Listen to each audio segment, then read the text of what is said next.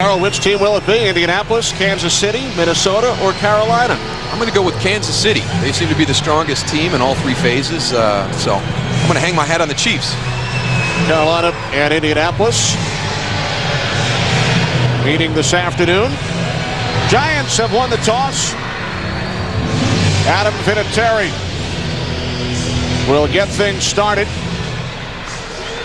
Brian Mitchell and Delvin Joyce back deep for the Giants. Mitchell, the NFL's all-time leading kickoff returner. Patriots 3-2, Giants 2-2, and we are underway. Kickoff taken by Mitchell at the 3-yard line. And the former Redskin and Eagle takes it out to the 26-yard return. Matt Chatham made the stop on special teams for New England.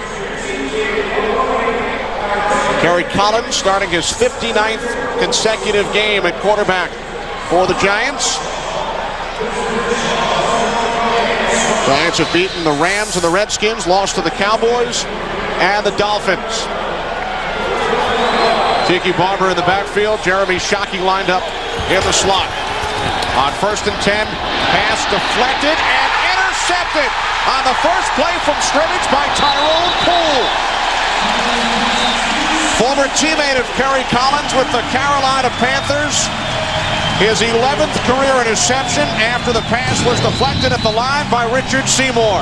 That's the risk you run when you throw the quick passing game. The defensive linemen in the NFL have become so good recognizing that and getting their hands up in the throwing lane. The ball deflects off of Richard Seymour, and Tyrone Poole is able to make the play on the ball. Jim Fossil emphasized turnover ratio all week long. It has been a big problem for them all season. They're not creating them and they're giving them away. And to open the game after you preach that all week long to your team has to be very disturbing to Jim Fossil. Giants turned the ball over 4 times last week in the loss to Miami, 3 times in the first half. They are now -4 for the season. Patriots begin from the Giants 28. A handoff to Michael Cloud getting the start in the absence of Antoine Smith. Mike Barrow made the tackle after a gain of just 1. Cloud making his first start as a Patriot, gained 73 yards last week in the win over Tennessee. Tom Brady, Super Bowl MVP 2 seasons ago, led the league with 28 touchdown passes last year. Woody now at left guard. Patriots have been forced to shuffle the offensive line all season long. Cloud in the backfield. Patton and Brown, the wideouts. Tight end is Christian Fourier. 2nd down and 9. Patriots spread the field. Cloud up the middle. First down and more. Down to the Giants' 14-yard line before he was finally brought down by Sean Williams and Mike Barrow. Gain of 13 for Michael Cloud. Well, look for the Patriots to focus onto the left side. You saw that on the first running play to Mike Cloud. This time it's a draw that's going to break straight up the middle and then out to the left. They have Damian Woody and Matt Light there. That is the dominant side of the line of scrimmage. They're going to get a heavy dose, the Giant defense is, to their right side today. Cloud, the all-time leading rusher at Boston College. Spent his first 4 seasons in Kansas City from the 14. And Brady's pass is short, intended for the rookie out of Texas A&M, Bethel Johnson. Bethel Johnson, a guy who's really grabbed Bill Belichick's eye on special teams, now getting an opportunity to get into the mix offensively as a wide receiver also. So he has the speed and the big play ability. And now in this area of the field, the tight end has become the focal point in the red zone. They've got Christian Fourier. It'll be interesting to see if that's a guy that Tom Brady will try and get the ball to in these situations. 3 wide receivers set. 2nd and 10 from the 14. Penalty marker. This is Cloud inside the 5 down to the 3-yard line, but there is a flag. Cloud gained 11 on the play, but it's coming back, says referee Bill Carollo. We've got a holding call, which is going to drive Bill Belichick crazy because on a screen pass, there's no reason for a holding. 63, offense, 10-yard penalty, 2nd down. Joe Andruzzi, New York native from Staten Island, the Patriots right guard.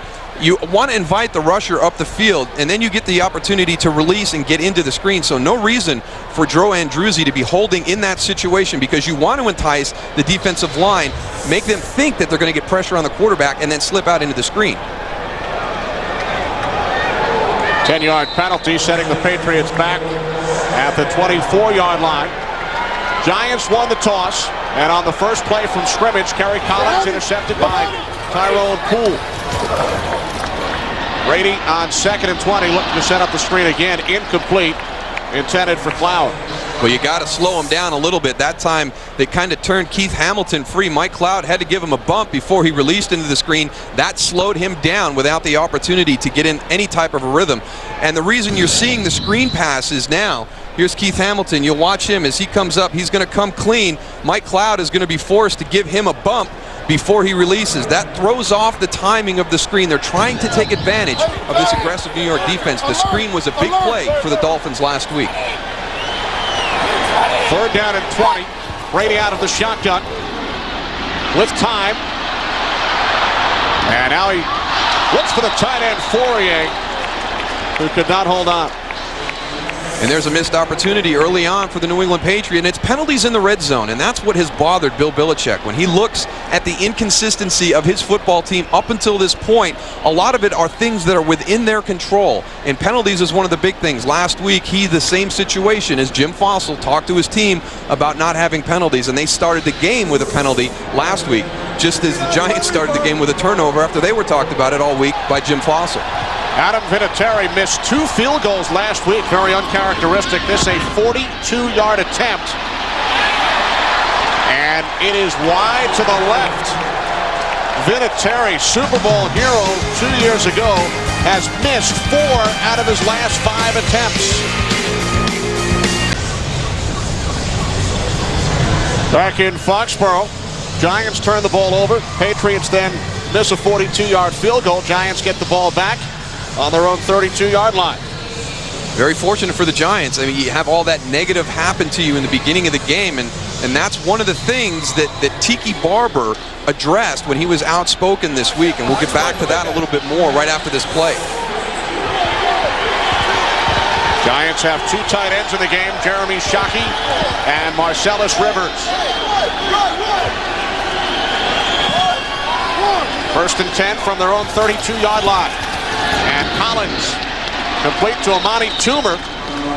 And you talked about Toomer in the open, Darryl. Gain of 10 on the play. And they come back to the same play that they ran in the first play of the game with an interception. But Tiki Barber, when he talked about the team underachieving, one of the things that he felt they lacked was game toughness. And I asked him about that, and he said the definition of that is being able to take advantage of opportunities during the game and capitalizing on mistakes. And the Giants did that. The defense comes out. They overcome the adversity of that opening drive. Now it's the offense's turn, and we'll see if they've increased that game toughness that he wanted to see him have. Tiki lost the football. Matt Chatham takes it in for a touchdown. Giants have run 3 plays. They've turned it over twice. A 38-yard return for a touchdown by the backup linebacker, Matt Chatham. Unbelievable that you can go into a football game and have your head coach talk about all the things that you need to work on, and 2 of the first 3 plays of the game are exactly what he was concerned about. Tyrone Poole comes up, puts his helmet right on the ball, knocks it loose. 2 huge plays in the beginning of this game.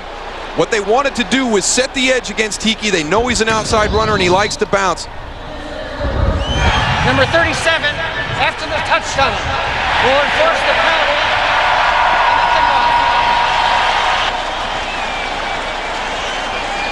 penalty. Rodney Harrison of the Patriots called for unnecessary roughness following the touchdown. Patriots strike first. Giants have turned it over twice in the first 2.5 minutes. It drive a head coach crazy. I mean, Jim Fossil has got to be seething on the inside right now. And for Tiki Barber, Darryl, the 3rd fumble he has lost this season in 4 games plus 2.5 minutes. 7-0 Patriots.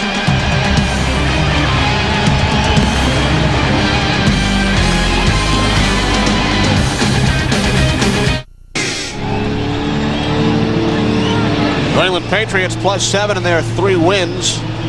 Today +2. Giants have turned it over twice in 3 plays. After Jim Fossil all week long emphasized turnover ratio as the #1 point to his club this week. And let's see about the game toughness that Tiki Barber talked about, and him being the guy responsible for that turnover. They wonder if that kickoff would have rolled out of bounds, which would have given the Giants the ball on the 40. Brian Mitchell takes it back to the 32. Don Davis brought him down. Not a good start for the Giants.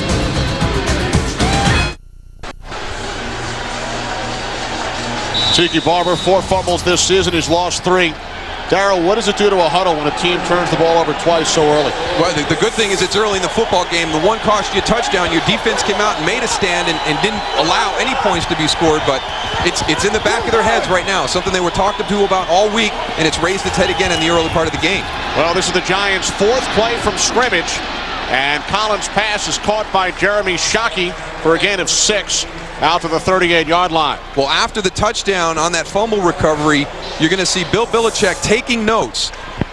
What he does during the course of the game is he's tracking the flow and the things that the players are doing wrong. When Rodney Harrison committed that penalty after the touchdown, he's going to get that note. He's going to address his team at halftime about the things he is unhappy with as the game has progressed.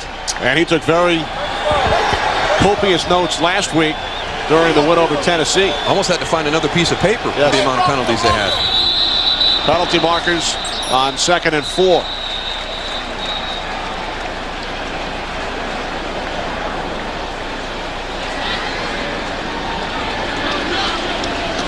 And Belichick doesn't wait until after the game to talk to his players about what he has written down. He told us that he went in at halftime and checked his Prior to the notes. snap, false start, 21, offense, 5-yard penalty, still 2nd down. Well, it's so important for a football team to know what's going on during the course of the game. You're so focused on your job that you kind of lose sight of the big picture. And you've watched film, but you know that during the course of the game you're going to see different things. There's going to be the way the flow is going that you're not aware of. And it's very smart for Bill Belichick to get those things down on paper and address his team at the break. 2nd down and 9 following the penalty. Collins' pass is caught by Marcellus Rivers. 6th career reception for the 3rd-year tight end, and it's good for a 1st down, a gain of 27 yards. A guy who will be overlooked in the offense today when you're talking about Ike Hilliard, Namani Toomer, and Jeremy Shockey, Tiki Barber. Very easy to overlook Marcellus Rivers. What a nice throw by Kerry Collins, too. On the back shoulder, Teddy Bruschi has his back turned to the play. That allows your receiver to make the catch on the ball. A perfect spot throw by Kerry Collins. Giants in Patriots territory for the first time from the New England 40. Collins complete to Barber. Met immediately by Matt Chatham. After a gain of 4, Chatham with the Patriots touchdown. We check in for the first time with James Brown. Hey, Kenny Albert, here's a guy Darryl will know won't be overlooked. Eagles attempting an onside kick on the opening kickoff. Alertly picked off and recovered by Randall Williams. He takes it 37 yards to pay dirt, and it's the Cowboys smartly on top of the Eagles. 7-0 back to Kenny, Darryl, and Tony. You're not going to fool the Dallas Cowboys anymore. They're a disciplined football team. I guarantee you Bill Parcells warned them about something like that this week. Here's Barber down to the 30. Well, it worked on opening day in 2000. Andy Reid going with the onside kick in Dallas, and that time the Eagles recovered.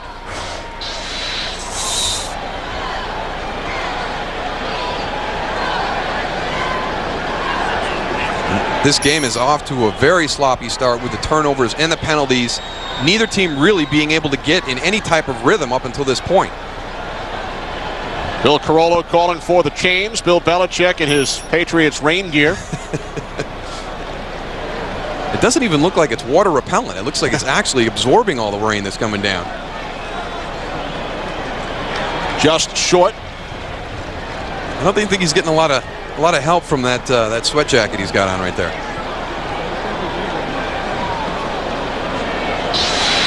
Bill Belichick, of course, a very familiar sight to Giants fans. Spent 12 years with the Giants.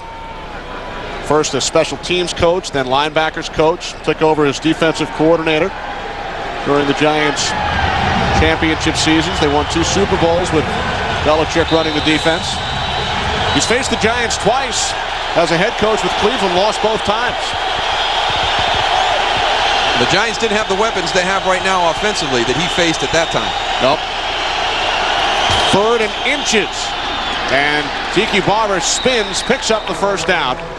Down to the 26, gain of 5. Tiki Barber has got 2 hands on the ball when he is going through the contact zone. He's already put that one on the ground. And what that's going to do, it's in the back of his head. He's not going to be the same runner until he regains his confidence that he has got that ball secure. You see him right there. Both hands on that football right there. There's no way that thing's coming loose this time. So a new set of downs for the Giants. From the Patriots 26. Collins lobbing one up for Shockey, who makes the catch. Jeremy Shockey, 11 receptions last week against Miami. A 23-yard pass play, setting up 1st and goal. Jeremy Shockey last week having statistics that were equal to what he'd done the 3 previous games. And here's another guy that it's important to get into the flow of the game early. You saw his reaction after the catch. He's kind of the emotional spark plug for this Giant offense. The more you get him involved in the game plan, get some balls thrown his way, he's going to continue to impress during the course of the game. The tight ends, Rivers and Shockey, have been the deep threats, combining for 50 yards. Nowhere to go for Tiki Barber. Teddy Bruschi, the first Patriot to reach Barber. 2nd and goal from the 4 coming up. Well, right now we're seeing an example of the mental toughness that Tiki Barber wanted to see his team show during the course of the game. They'd start off just as poorly as you possibly could with the turnovers. Now they've put together a nice drive right here, an opportunity to put themselves right back into this football game, and that will go a long way for the mentality and the mindset of this team. Kerry Collins now 5 for 5 since the interception. Shockey in the slot. 2nd and goal. Collins to the end zone looking for Toomer. And he was out of bounds.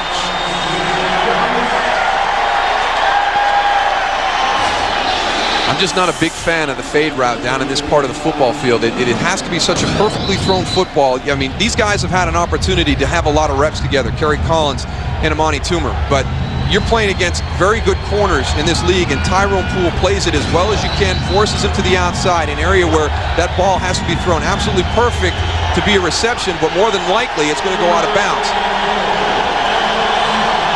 Now 3rd and goal from the 4-yard line. Collins rolling right, throws. Slipping in the end zone, Tiki Barber. Rain still coming down. And the Giants will send out the field goal unit. Well, the Giants, a real well-designed play. They go empty, but they move the pocket out to the right, anticipating the pressure up the middle. Kerry Collins throws that a little bit behind Tiki, and as he goes to stop, he loses his footing. If he gets that ball out in front of him, that's an easy touchdown. But instead, the first field goal attempt as a Giant for Brett Conway, former Redskin, Raider, and Jet, signed this week to replace the injured Matt Bryant. 22 yards, and Conway's kick is good. So the Giants get 3. Did not turn the ball over on that possession and trail the Patriots by 4. Back in Foxborough. Just over 8 minutes remaining first quarter. Patriots leading 7-3. New England defense scored their 4th touchdown in 6 games. Matt Chatham returning a Tiki Barber fumble, 38 yards for a touchdown. Look at David Tyree out of your alma mater, Darryl. One of the guys that Bill Belichick is very concerned with on special teams. Rookie out of Syracuse. Here's the rookie out of Texas A&M, Bethel Johnson. Cutting to the outside and is forced out of bounds at the 34-yard line. 19-yard return by Johnson.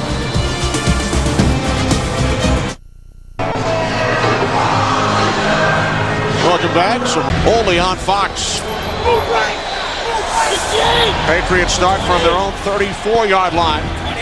3 wide receivers. Patton in motion. Takes the handoff from Brady.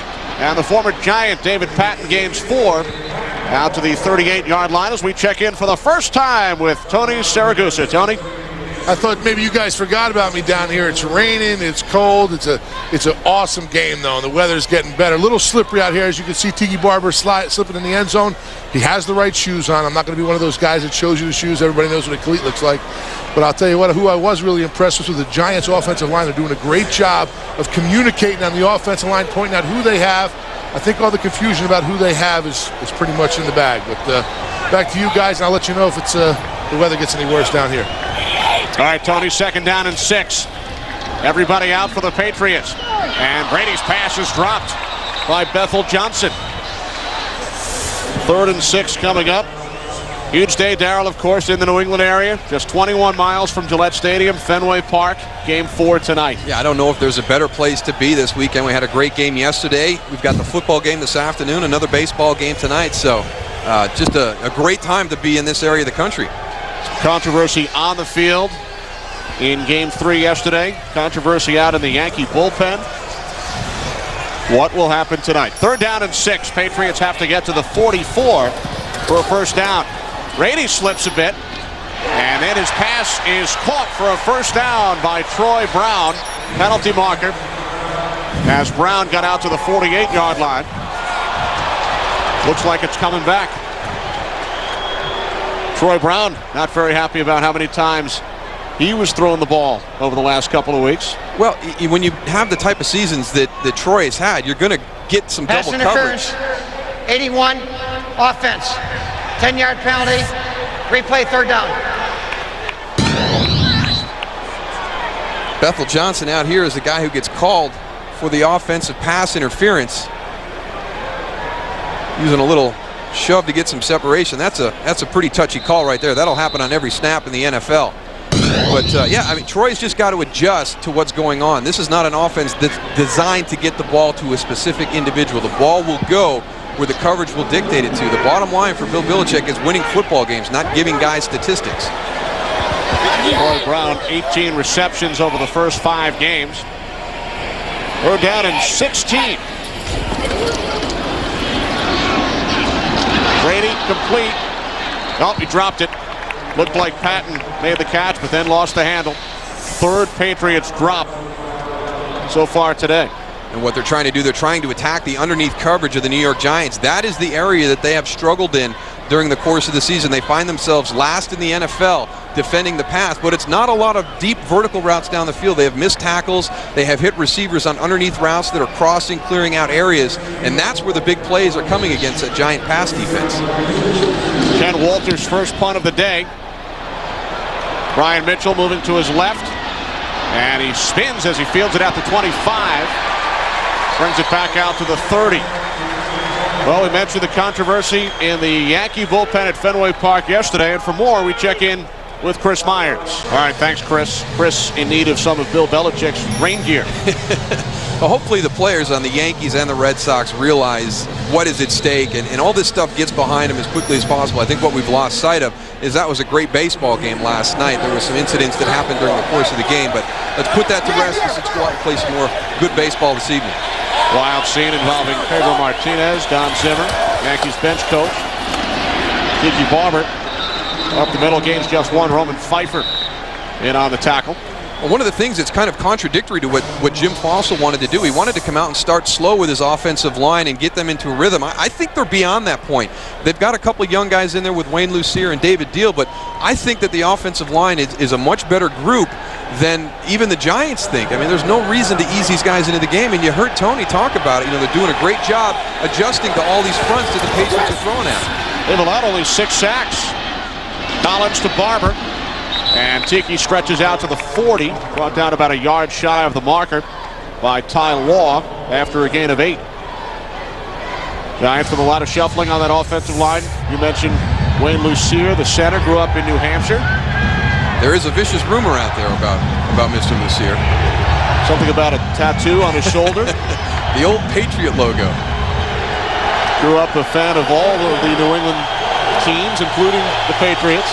I guarantee he had a Band-Aid this week, and everybody wanted to know what happened, Wayne? Why do you got that big Band-Aid on? On 3rd and 1, Tiki forced back, looks to spin to the outside, and then is brought down by Rodney Harrison. Loss of 4 on the play. That play is a result of the fumble earlier in the game by Tiki Barber. This is not Tiki Barber's style of running naturally. He is thinking about that fumble. He's got 2 hands on the ball. There's no urgency to get to the hole. This is a short yardage run. You have got to get in there 100 miles an hour. He has got to get that early fumble out of his head, or he's not going to have the production that they need for him for this offense to open up and start firing on all cylinders. So is he holding the ball differently than he has in the past? Well, he's got 2 hands on it, and that affects his running style. It's in the back of his head right now. You saw the stat. He's had 4, lost 3 this year already. The last thing he wants to do is put another one on the ground and put his defense in bad field position. Bad plays happen during the course of the game. You got to get it out of your head and play the same way every down. 39-yard punt by Fiegels. Pacific on Fox. From the 25. Off the play fake. Brady incomplete. He is now 0 for 6, including 3 drops. And that's the thing that happens. You start having those drops. Neither one of these teams right now has confidence in what they're doing offensively. The Giants had the one good drive, but we're seeing some of their key guys playing a little bit hesitant. Tom Brady is out of rhythm here this afternoon. Patriots had a big day offensively last Sunday. They scored 38 points in their win over the Titans. But Darryl, today, they've run 10 plays. They have minus 2 yards of offense. Yet they lead 7-3 thanks to their defense. Here's Michael Cloud, penalty markers, as Cloud gains 4 out to the 29.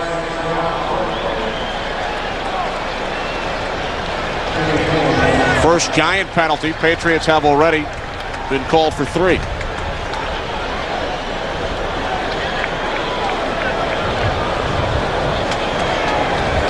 Offside, defense, 75, 5-yard penalty, replay, second down. 2 of the more penalized teams in the NFL. And that's another thing that, the coaches work on. They'll talk to the players about. During the course of the game, there's some things that just happen. It's part of an aggressive style of play, but the pre-snap things like we had right there, the stupid penalties, those are the things that make coaches crazy. Second down and 5 following the penalty. The handoff to Cloud. And Cloud down at the 33-yard line. Gains 3, 2 yards shy of a first down. Brought down by Michael Barrow. Everybody we spoke to with the Giants, Tiki Barber, Kerry Collins, Michael Strahan, said Barrow's speech after practice yesterday was the best speech they have ever heard.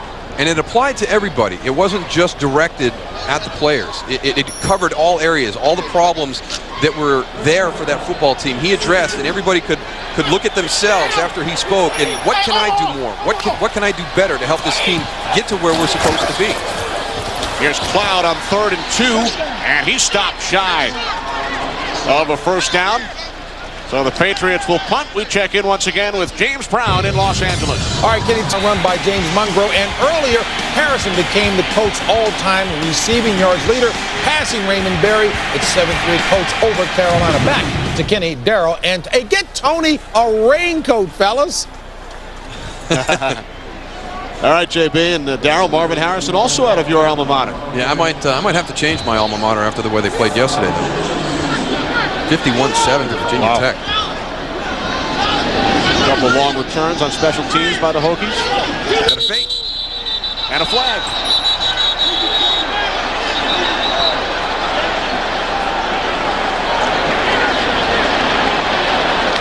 Multiple flags.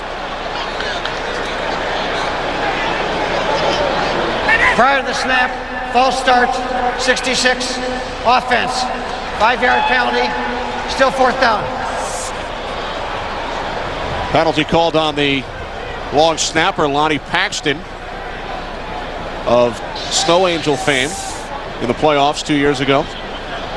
I thought the center couldn't be offsides. Was he playing center on that? Did he tweak the ball a little bit trying to draw him offsides?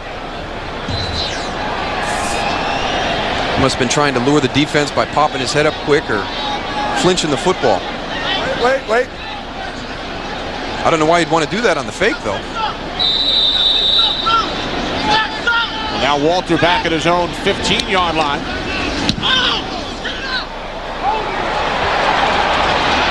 And another flag. David Tyree, who we spoke of earlier, may have made contact with the punter, Ken Walter. No, I think we're going to have holding on Larry Centers, who was trying to block David Tyree. Tyree was in the face of the punter, and the penalty is against New England. All these penalties, neither team able to establish any type of rhythm on the offensive side of the ball. Larry Centers chatting about it with Bill Carollo.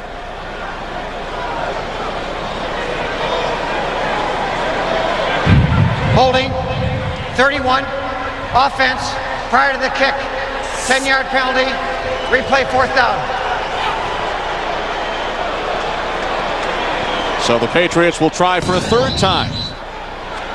Larry Centers is going to be out here blocking against David Tyree. He gives him the upfield move and then breaks hard inside. That's a good penalty by Larry Centers, because if he doesn't hold him, David Tyree is going to block that kick. Now, there's a penalty that the coach will look at on Monday. He's not going to be happy with it, but it stops the punt from being blocked and changing the momentum of the game. So I'm sure Bill Belichick will be writing that one down, but maybe not as dark as some of these other penalties that they've had this half. Perhaps in pencil. He can erase it at some time. 5 New England penalties, end-over-end punt. And Mitchell lost it, and then looked to bring it back in. Giants football at the 40-yard line. Well, Tiki Barber talked about the leaders on the football team stepping up and starting to play in a way that would lead by example. We've seen him put a ball on the ground. Brian Mitchell, I mean, I can't remember the last time I saw him misfield a punt. And, I mean, the weather is not nice this afternoon, but everybody's playing in it. They've got to adjust and start concentrating a little bit more. I mean, this is something you never see from Brian Mitchell. He's got himself in good position, just a little bit short, getting to that catch. On 1st down, the give to Tiki Barber. And Barber out to midfield, close to a 1st down. We also saw Tiki slip in the end zone. We've seen the Patriots drop 3 potential receptions. Slippery field, slippery football. Yet Tony Siragusa out there like it's 80 and sunny. It's beautiful down here. I don't know what you guys are talking about. You're just happy because you're staying cool. You're right. You're right. You know, I was looking, Darryl, at Tiki Barber. Looks like he is putting both hands on the ball until he gets to the line of scrimmage, and he releases one hand and really concerned about that ball, just like on that one right there. Yeah, but he's got to start pulling it away because it's starting to affect his running style. And Tiki's a guy, and the Patriots are concerned about his ability to get on the edge and have a big run, but he's not going to be able to do that with both hands on the ball all the time. So like you said, Tony, go through the contact zone with that ball protected, but once you get out into the open field, you've got to get that ball on the outside arm and let your natural abilities take over. Tony, leading up to the Super Bowl when you were with the Ravens and you played the Giants, was there much talk that week about trying to knock the ball away from Tiki? Well, we knew that he was a guy who had the potential to fumble. You know, when you have a defense like we had, you just wanted to go out there and do whatever you had to do. I mean, it wasn't like we just concentrated on Tiki. Actually, we hope that they gave it to him a lot more than they did in the Super Bowl. Well, whatever you guys did certainly worked. I think I don't think there was many offenses did that year against Tony's famed defense from the Ravens of 2000. Thanks, Moose. I appreciate it. Tony even got his hand on a Collins pass in that game. Had a tip pass. 2nd and 5 for the Giants from the 38. And the toss to Barber. No gain. Brought down at the line. Willie McGinnis and then Tyrone Poole came in to finish him off. 3rd and 5 coming up as time winds down in this first quarter. Giants 2 turnovers the first 2.5 minutes. An interception and then a Barber fumble returned for a touchdown by Patriots linebacker Matt Chatham. First score of Chatham's career. Brett Conway then kicked a 22-yard field goal for the Giants, who are on the move once again. 1 quarter of the books from Foxborough. It's the Patriots 7 and the Giants 3.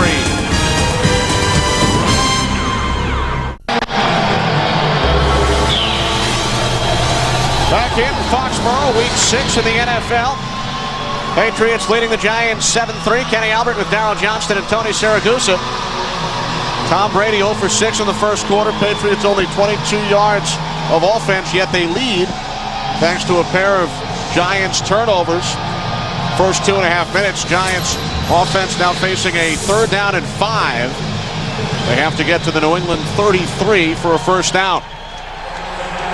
Giants keep feeding Tiki Barber the ball despite his fumble and his slip in the end zone. He carried 10 times, 23 yards in the first quarter. Collins out of the shotgun. Giants have Shockey lined up in the slot. Collins pass incomplete as we check in once again with Tony. You know, I was watching this last play with Tiki Barber. He's not really hitting the holes like he used to. Tiki Barber gets in there. He was shuffling his feet earlier. You really can't see it right now, but he's holding that ball. The ball almost comes out one more time, as you can see right there. He's really struggling having to hold on to the ball. He has been very hesitant in his running style since that opening fumble, and now the passing game hits a bump in the road with a miscommunication between Amani Toomer and Kerry Collins. Jeff Fiegels looking to pin the Patriots deep, and he does, as the fair catch is called for by Troy Brown right around the 10-yard line. New England Patriots leading the New York Giants 7-3. Patriots take over on their own 10-yard line. Only 22 yards of offense for the Patriots so far. Tom Brady is 0 for 6, and remember, that's against the last-ranked pass defense in the NFL. Yeah, 3 of the previous 4 quarterbacks have come in and thrown for 300-plus yards against this Giant defense. So I think in the beginning of the game, Bill Belichick felt that that was his best matchup, but he might have to change a little bit right now. Tom Brady's not in a rhythm. The weather may be playing a determining factor in that, but it might be time to try and get Mike Cloud involved in this game. So far, Patriots, a missed field goal and 2 3-and-outs. Give this to Cloud. Cloud takes it out to the 14-yard line, gain of 4. On first down, Michael Strahan made the tackle. And that's what you have to do. You have a plan coming into the football game, and if it doesn't work at that point, you've got to be able to adjust. And Bill Belichick is one of the best coaches in the NFL at changing things up during the course of the game, bringing in a package that the opponent hasn't seen, and watching the flow of the game and taking advantage of his opponent. On 2nd and 6, Cloud is pummeled in the backfield. Strahan again. Loss of 5 on the play. Michael Strahan is in the backfield almost to take the handoff from Tom Brady. And this is a guy, you got to get across his head. I mean, Tom Ashworth, he has got to get across Michael Strahan and cut him off. He needs to go say he's sorry to Mike Cloud on that one. The difference in Michael Strahan, we had him a couple weeks ago against Washington. Talking to him then and talking to him on Saturday was night and day. He was really, really fatigued. He said the bye week was huge for him to be able to recover and get his win back. Says he feels refreshed. Low snap. Brady on 3rd and 11. Penalty marker. Tight end Fourier out to the 16-yard line. And this the 6th New England penalty. Holding, 72, offense. Half the distance to the goal. Replay 3rd down. The Giants may decline. Force the Patriots to punt. Yeah, you don't want to give him another chance. You never know what's going to happen. But this is another touchy call to me. Here's Matt Light right here. Holding, 72. That penalty is declined. Result of the play, 4th down. I don't see it. I mean, it's a screen, so he's trying to get Keith Washington's hands down. He goes to cut him. He doesn't hold him. He just sticks his arm out and chops him down with his arm. That's a pretty touchy call right there. But again, you know, we're seeing the Patriot offense. It's a screen pass. I mean, there's no reason to be putting yourself in a position to have a holding penalty called on that play. And in any event, Fourier did not pick up the first down. Giants decline the penalty. Patriots punt. Following their 3rd consecutive 3-and-out, Brian Mitchell from the 46 into New England territory. Terrific field position for the Giants. When we come back, they trail 7-3.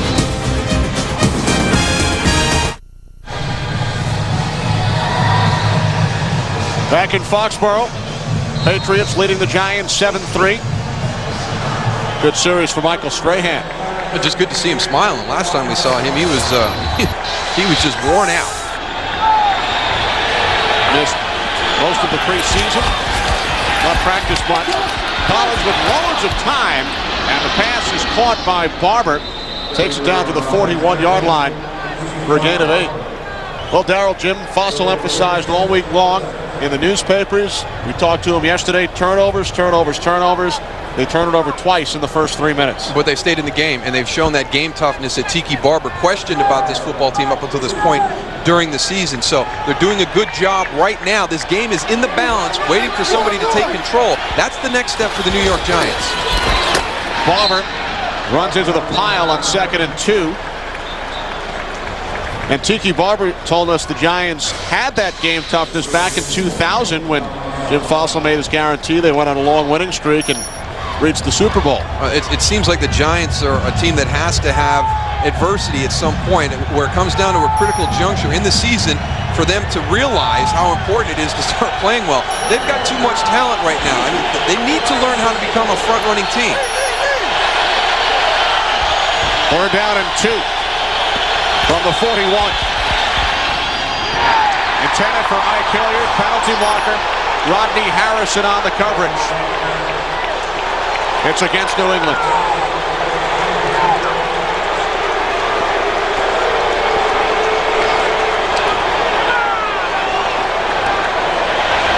Pass interference, 37. Defense, automatic, first down, final the foul. 7th time the Patriots have been flagged. 6 have been accepted.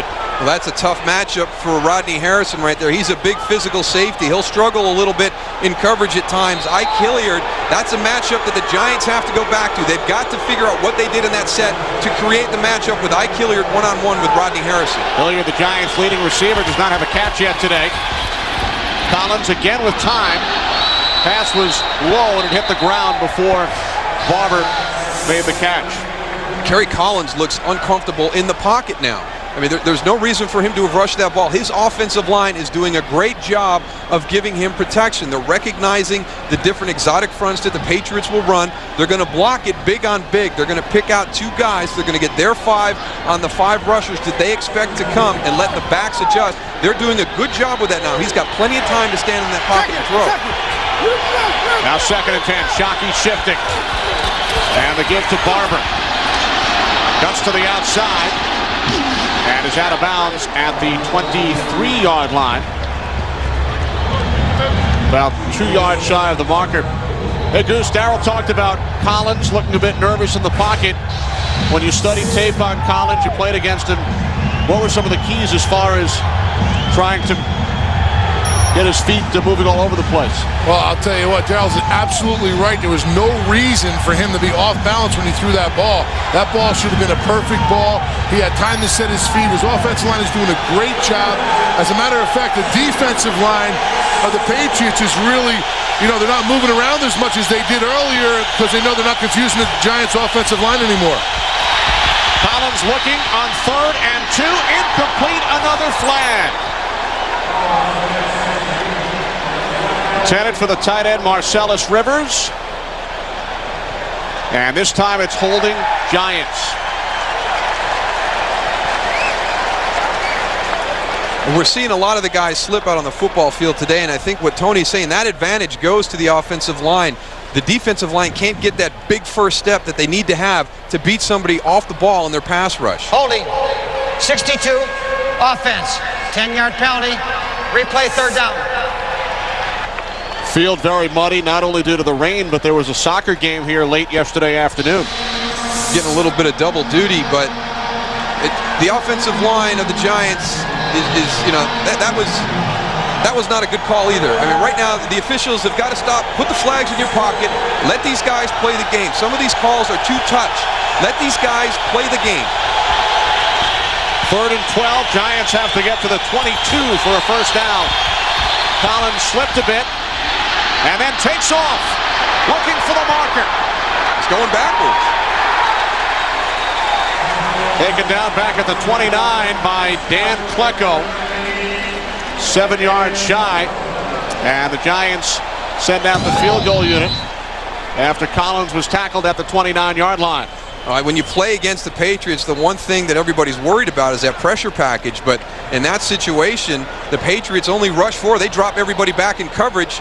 Kerry Collins has nowhere to go with the ball. Ty Law, who just did a great job fighting through an injury last week. He's going stride for stride with Amani Toomer. Here comes Teddy Bruschi in with a little bit of help. This will be a 47-yard attempt. New York. First, the Giants call timeout. Brett Conway hit from 22 earlier. So Conway to attempt a 47-yard field goal when we come back.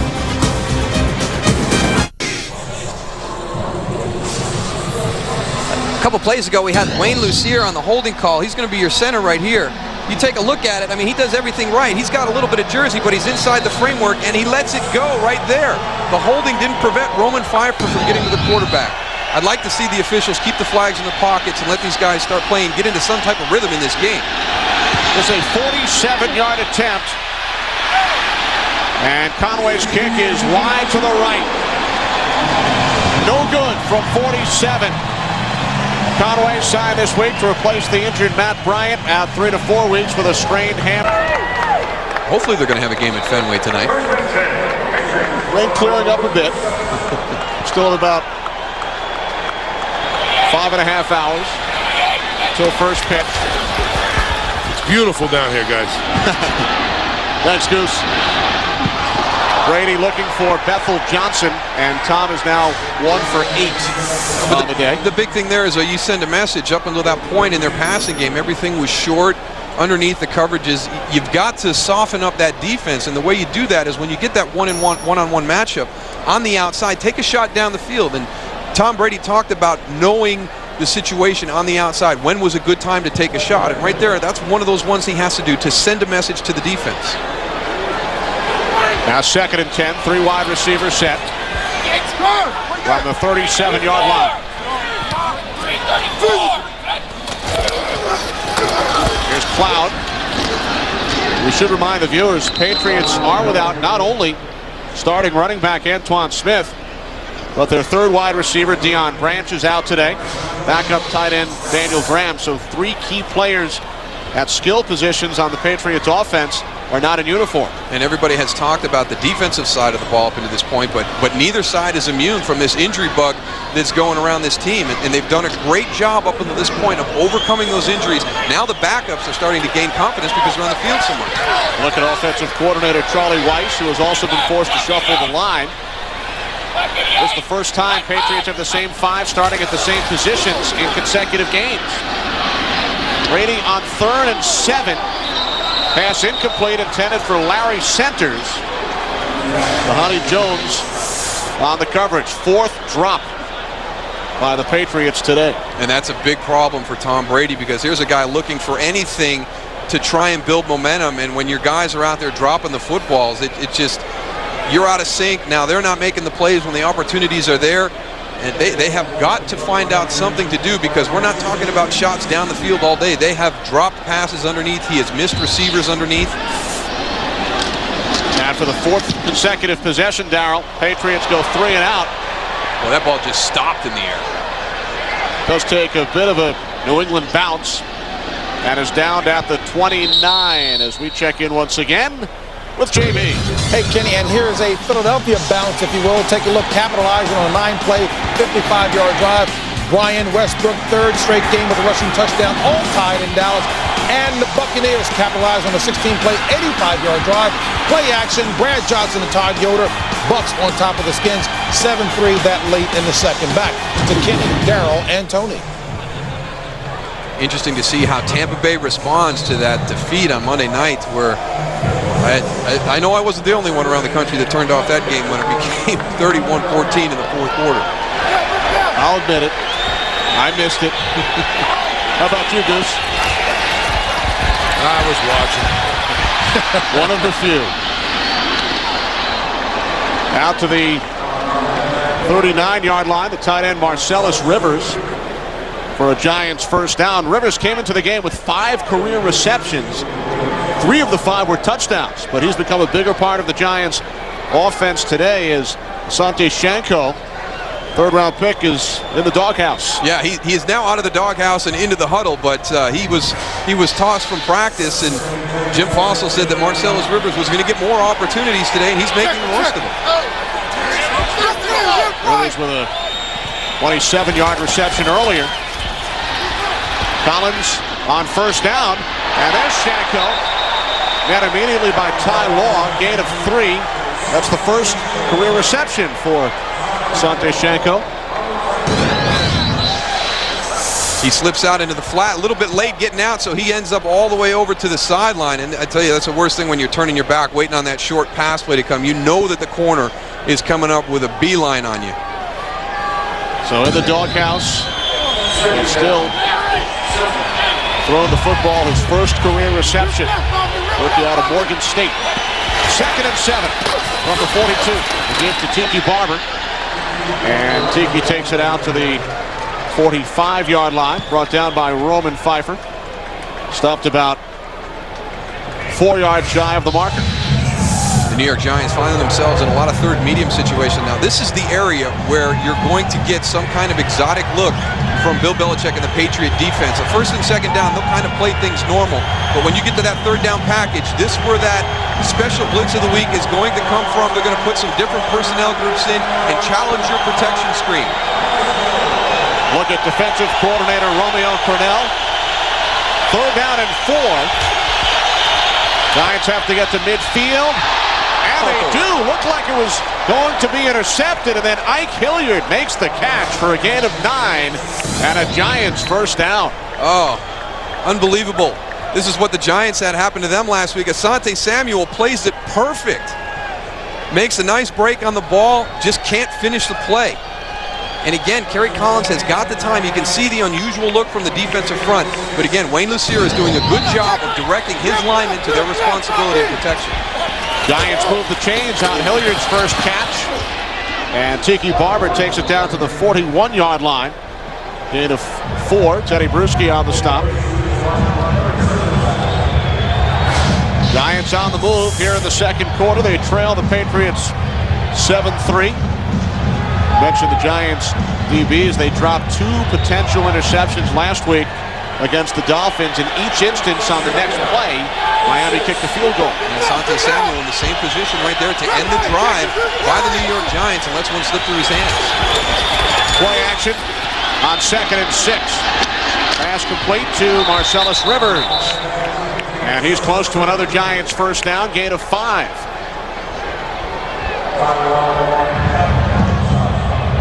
6 completions to the tight ends today. 3 to Rivers, 2 to Shockey, and 1 to Shanko. 6 of Collins' 11 completions. Well, he's throwing the ball underneath, and the Patriots, they're not going to let anybody get over the top on you. So for them to get a deep pass to Amani Toomer, to Ike Hilliard, that's going to be a big challenge. One thing this Patriot defense does not do is give up the big play. 3rd down and 1.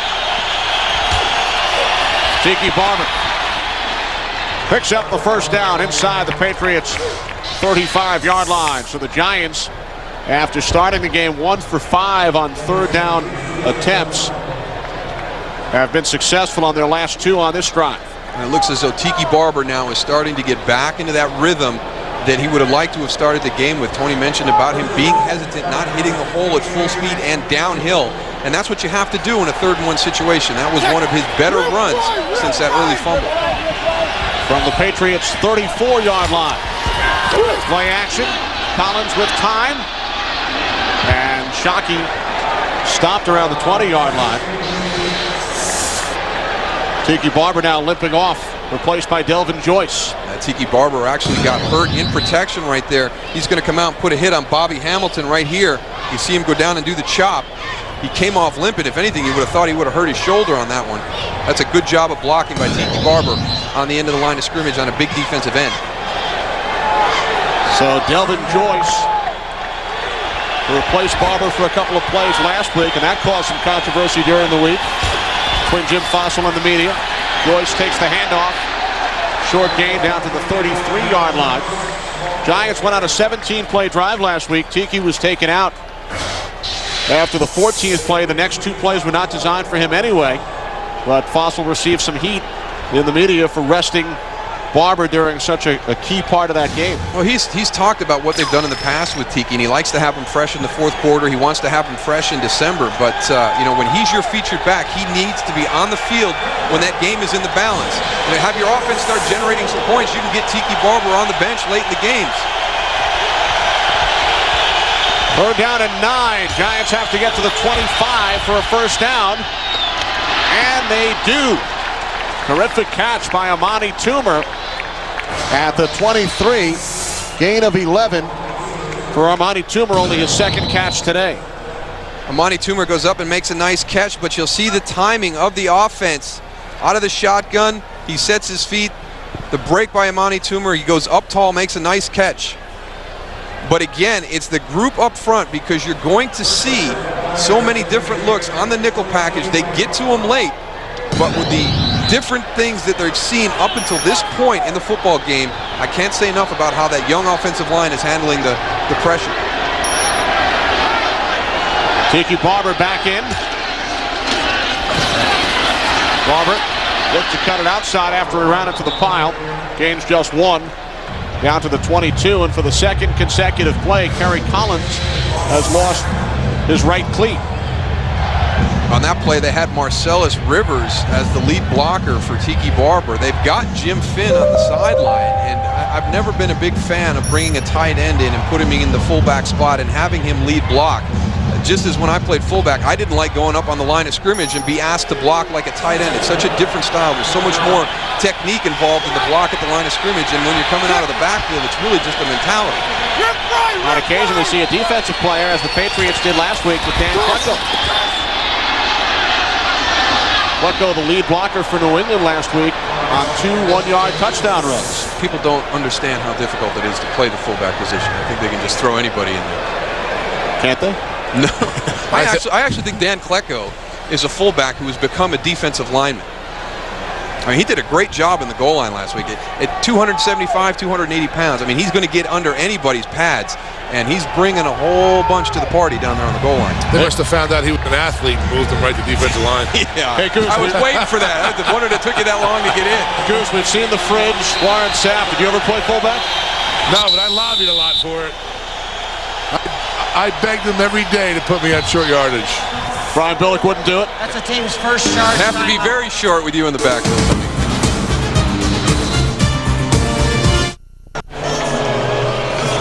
Late 2nd quarter, Patriots leading 7-3 as we welcome you back. And Darryl, despite the 2 early turnovers, Giants have run twice as many plays as the Patriots. Yeah, they've done a great job of weathering the storm, some of that game toughness that Tiki Barber talked about, and they've really controlled the flow of the game. If not for the turnovers, Tony, the Giants would be dominating this football game at this point. I'll tell you what, after the first 3 plays and they had 2 turnovers, looked like all the gas was out of them. I went over to the sideline. Everybody was like looking at like, what do we do? They've really come and found where they belong, and they're playing smash mouth football, old Giant football, and they're doing what they need to do to stay in this game. Giants now facing 3rd down and 9 as Collins was hit, picked off by Rodney Harrison. The 3rd Giants turnover. You know, these aren't Kerry's fault, these interceptions, and that's what he's got to realize. The first one was a deflection off a defensive lineman. This one, it's Richard Seymour getting in right there with the big push. Gets his elbow right as he releases the ball. The ball sails. Rodney Harrison makes the interception. So the interceptions to this point are not Kerry Collins' fault, and he's got to maintain his focus and concentration, not get out of his rhythm, not question anything that's coming in from the sideline. It was Richard Seymour who tipped Collins' first pass, intercepted by Tyrone Poole. And now Seymour with the pressure again, leading to the interception by the longtime Charger, Rodney Harrison. It's his 27th career pick. And right as we talk about the game toughness of the New York Giants, they come out and commit the critical turnover in that situation. Patriots have gone 3 and out on their last 4 possessions. Keith Hamilton makes the tackle on Larry Centers. Loss of 2 on the play. It's just the inconsistency that is hurting the Giants right now to this point in the season. They will play a football game, and they'll have 4 or 5 critical mistakes during the course of the game. They've already had those in the first half this afternoon.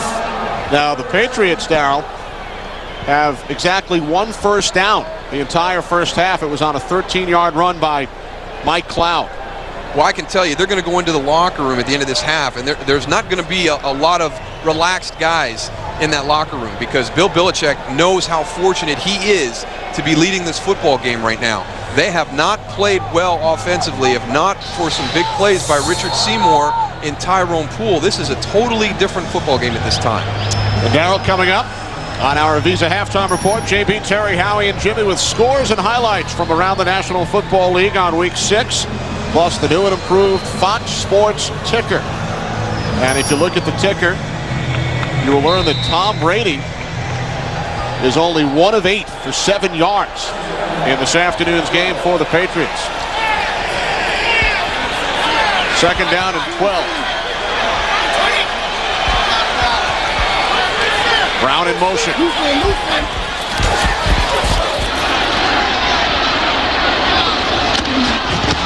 Brady to the far side. Incomplete. David Gibbons was out of bounds. Ralph Brown on the coverage, setting up a third down and 12. About that ball was in the air a long time. Plenty of time for Ralph Brown to get back in and make a play in the football. I don't know if that one slipped out of the grip of Tom Brady, but that thing just floated all the way across the field. You know, Darryl, Tom Brady keeps looking down at his hand, at his glove. I don't know if his glove is getting wet or what's going on. He looks like he's really concerned about that right hand. You don't see many quarterbacks wearing gloves in bad weather games. I think it really takes away from the feel that you have with the ball. So, you know, Tom's one of the few guys that I've seen that goes for the glove in the bad weather. Kevin Falk brings it out to the 15-yard line. And the Patriots will punt it away, their 5th consecutive 3-and-out. As we reach the 2-minute warning here in Foxborough. Patriots' only touchdown came from the defense.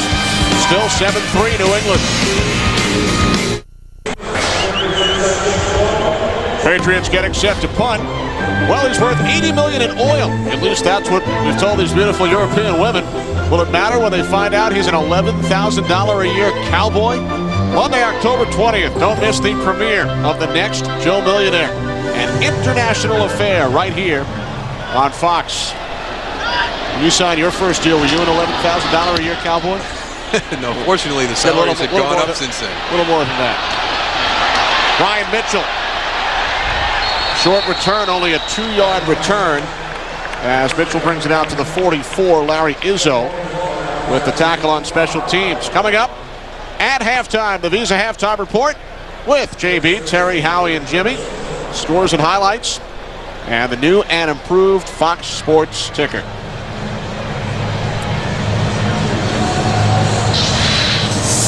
Giants trailing 7-3, but they have dominated in terms of total yards, time of possession. Giants have turned it over 3 times, however. Collins picked off twice. Tiki Barber fumbled. Tiki's fumble return for the game's only touchdown. Both teams have missed a field goal. The inside handoff to Barber. And he spins into Patriots territory, finally brought down at the 40-yard line by Eugene Wilson after a gain of 15. Yeah, he is back now. He has got that play from earlier in the game where he put the ball on the ground out of his mind. We've seen on the last couple of drives, he is running with much more confidence and with a freer style. Giants have 1 timeout remaining from the New England 40. Complete down at the 35-yard line to Jeremy Shockey. 2nd and 5, Giants in the hurry-up. Good composure by Kerry Collins here. Plenty of time. No need to burn that timeout. No need to clock the ball. 4 receiver set. Tiki Barber down to the 33.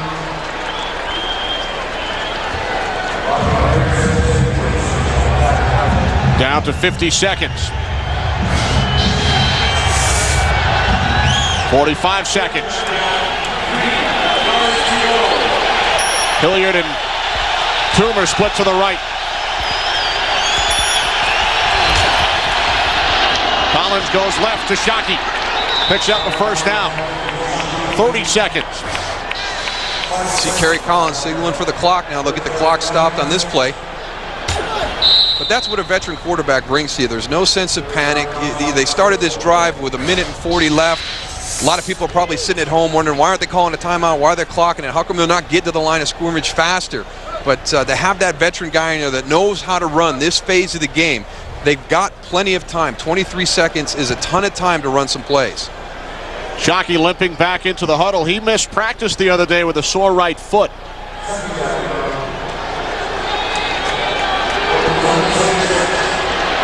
Second and 10 following the spike from the 26-yard line. And now the Patriots call timeout. New England using their second timeout. Gives Collins another chance to come over and chat with head coach and offensive coordinator Jim Fassel. And this is a situation where you've got at least 3 plays, possibly 4 if you can get something quick to the sideline. So they've got a number of ways they can approach this right now. Number 1, don't have the turnovers that you've had up to this point and let another 3 points slip away because of what you're doing. Get down in there, take a shot at the end zone. You've got your timeout where you can get something into the middle of the field and stop the clock to get your field goal team on. So there's plenty of time right now. Just dial up a few good plays. Romeo Cornell, Patriots defensive coordinator. He's going to be on the other side trying to match wits with Jim Fassel. He's trying to find something where he can get some pressure on that quarterback, create another turnover in this situation. Giants have 1 timeout, 23 seconds remaining. Toomer and Hilliard split to the left. Tim Carter to the right. Tiki Barber, the lone back. Out of the shotgun. Collins, intended for Carter. Incomplete. Tim Carter, second year out of Auburn, only 5 receptions this year, and they use Toomer and Hilliard as decoys on the other side. Well, it looks as though what the Giant offensive linemen are doing, they're looking for Roman Pfeiffer, number 95, and that's where they're going to turn their protection to. Roman's all the way out here on this side. As they turn, here comes the corner off the backside. They had nobody on that backside to pick up the corner. Kerry Collins, very fortunate to have had a quick pass call in that, or he's going to take a big hit from his blind side. Brian Mitchell is checked in on offense. He's in the backfield. Tiki Barber in the slot to the right. And the Patriots call another timeout. Perhaps confused by the Giants formation, sending out Brian Mitchell as the lone back and lining up Tiki Barber in the slot. Well, the Patriot defense really faced with the same situation that the Giant offense is. That defense knows that they're going to see some things that they haven't seen up until this point. They know that Jim Fassel will have some plays to take advantage of what he thinks the Patriots will do to take away their offense. And we've seen it over the last 2 snaps that something at the snap of the ball has confused the Patriots, whether it's coverage, whether their blitz package should be on or off, and they've had to burn some timeouts to make sure everybody knows what to do. Bill Belichick knows that Brian Mitchell is a quarterback in college, perhaps anticipating a trick play. Jim Fassel would do anything tricky in this situation, would he? We'll see. Giants now with no timeouts. 19 seconds remaining of the half. Well, check that. Giants have 1 timeout. The Patriots use their final timeout. And the Giants facing a 3rd and 10 from the 27. Mitchell and Barber in the backfield. 2 wide receivers. Collins hit as he throws. Penalty marker as well.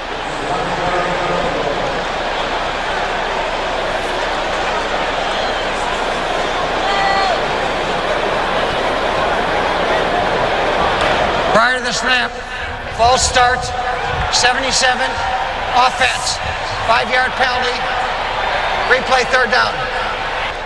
Luke Pettigrew, the left tackle, the guilty Giant. Well, you're going to get pressure up into the middle here, but then also Tyrone Poole is going to come off of Jeremy Shockey. And what Bill Belichick likes to do is blitz from a coverage look. There was nobody behind Tyrone Poole to help him in coverage. So at pre-snap, when you look out there, there's only one guy. He can't come. He's got to stay in coverage. Those are the situations that Bill Belichick will bring his pressure. That's where the confusion comes with the offensive line and the protection, is because you start to overthink things.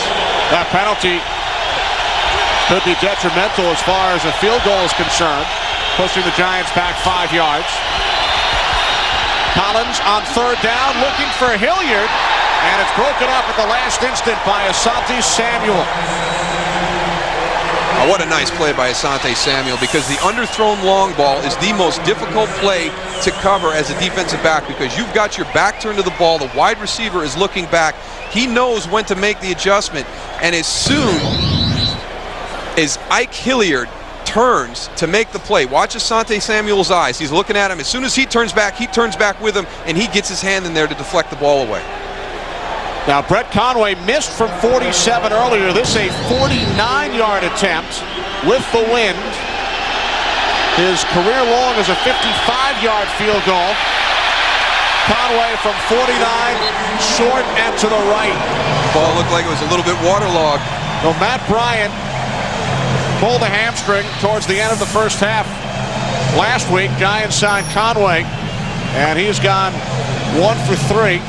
Hitting from 22, missing from 47 and 49 as the Giants' problems on special teams continue. Unbelievable, the things that they have faced in their special team units. You sign a long snapper, he goes on IR. You bring another kicker in to compete with your incumbent, he goes on IR. Then he tears his hamstring. You're bringing in another guy who's been out for a while.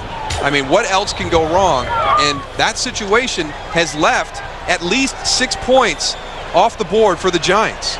Giants outgained the Patriots 198 yards to 30. Patriots had the ball for only 9 minutes in the first half, yet they lead the Giants by the score of 7-3. Patriots picked up only 1 first down, but they took advantage of one of the 3 Giants turnovers, scored their 4th defensive touchdown of the year. Jim Fossil will go in and he will talk to his team about the importance of securing the football. If they don't turn the ball over, this game is in their favor tremendously at this stage, at the halftime. Now he's going to go in and count him with the game's only touchdown. Giants 3 turnovers, 2 missed field goals, and they trail the Patriots by the score of 7-3. What will be in store in the second half? Patriots 3-2, Giants 2-2. New England with a 4-point lead.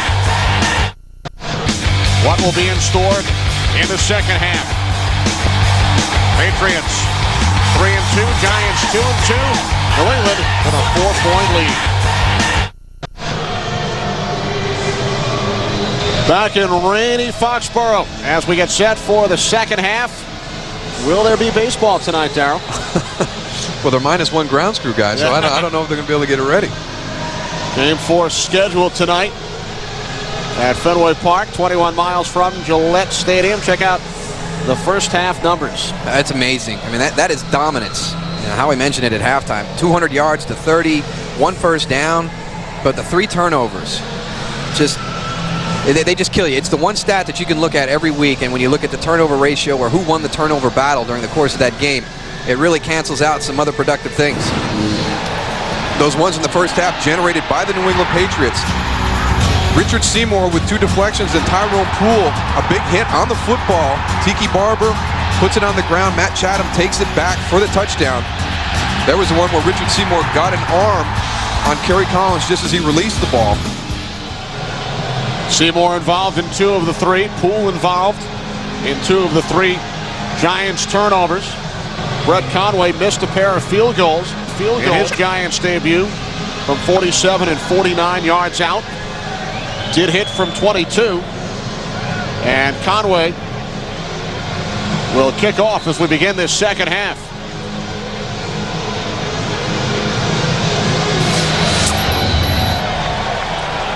Short kickoff taken at the 12 by Bethel Johnson. Johnson brought down at the 27-yard line by Wesley Mallard after a 15-yard return. Hey, Tony, how wet is it down there? It's not bad at all. It's beautiful. Unbelievable. You guys have a box all dry.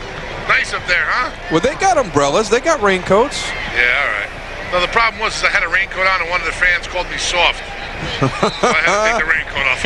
I know you've had go down like that. I know you've had a long relationship with the fans here, Tony, right? Yeah. Especially, playing with the Colts and then with the Ravens. Soft is one thing I can't handle. A long, loving relationship. Kevin Falk. Falk out to the 37-yard line. 9 yards. On only his second carry of the day, Mike Cloud got the bulk of the work in the first half. It's going to be important for one of these offenses to establish something early in this second half, because the weather looks like it's not going to let up. This field is just going to continue to deteriorate as the game wears on. So if you're going to need some crucial plays in the fourth quarter, you're going to be in a little bit of trouble. They're in the sloppiest part of the field right now. Darryl, that was the second first down of the game picked up by the Patriots. Here's Falk again. Wrestled down at the 40. Kevin Falk in his 5th season out of LSU. As the Patriots are without their starting running back Antoine Smith, inactive today due to a shoulder injury. So Mike Cloud got the start following his strong performance last week. But Bill Belichick comes out in the second half along with Charlie Weiss with a heavy dose of Kevin Falk. Well, you know, Tom Brady has struggled a little bit in the passing game, and not completely his fault, with some critical drops by his receivers.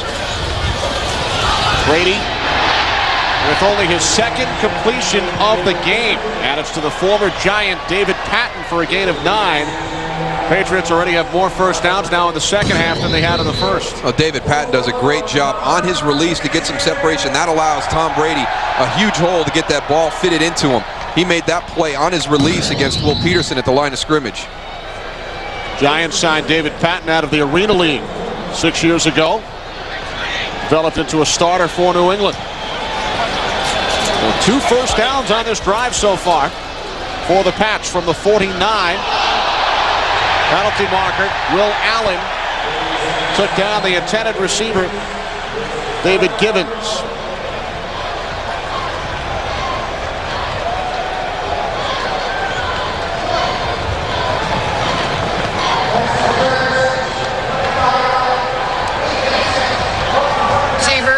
Automatic first down, spot of the foul. Will Allen with his break on the ball against David Givens comes right through the back. You see right there, he's there early, hooks him, comes through the back. Flagged him for just about any way you wanted to call PI on that one. So an automatic first down for the Patriots at the Giants 45. Remember, New England in the first half missed field goal on their first possession and then 5 consecutive 3-and-outs. Complete to Troy Brown. Down to the 37-yard line. Gain of 8, setting up second down and 2. Going back to that short and intermediate passing game to establish some type of rhythm. With the way the game went in the first half, we had a lot of penalties. We had the 3-and-outs. Neither one of the offenses really to establish a rhythm. The Giants had 2 productive drives, but this is the best that the Patriots have looked the entire game.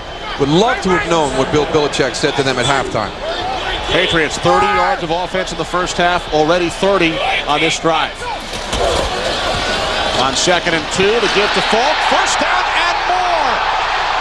Falk finally forced out of bounds by Sean Williams after a gain of 23 yards. Going to that left side of the line of scrimmage behind Matt Light and Damian Woody. Here comes Joe Andruzzi out front on the lead block on the pull. He doesn't find anybody till he's 5 yards into the secondary and gets a shoulder on Will Peterson. Here he comes right at you. That's a good job of blocking up front. Kevin Falk, fresh from resting in the first half. Falk did not play last week in the win over Tennessee due to a hamstring injury. Has 36 yards on this drive on only 3 carries. Falk tucks it back inside and works his way down to the 10-yard line, a gain of 4. He is cutting very well in this field, too. It is soft. They're getting to the end of the field because we haven't had a whole lot of play in the red zone today. The end of the fields are in still relatively good shape, but that was a great cut. He sold an outside run and then made a sharp cut back to the inside. Really got that Giant defense flowing to the outside. This by far the Patriots' best drive of the day. They're at the Giants' 10-yard line, second down and 6. 3 wide receiver set.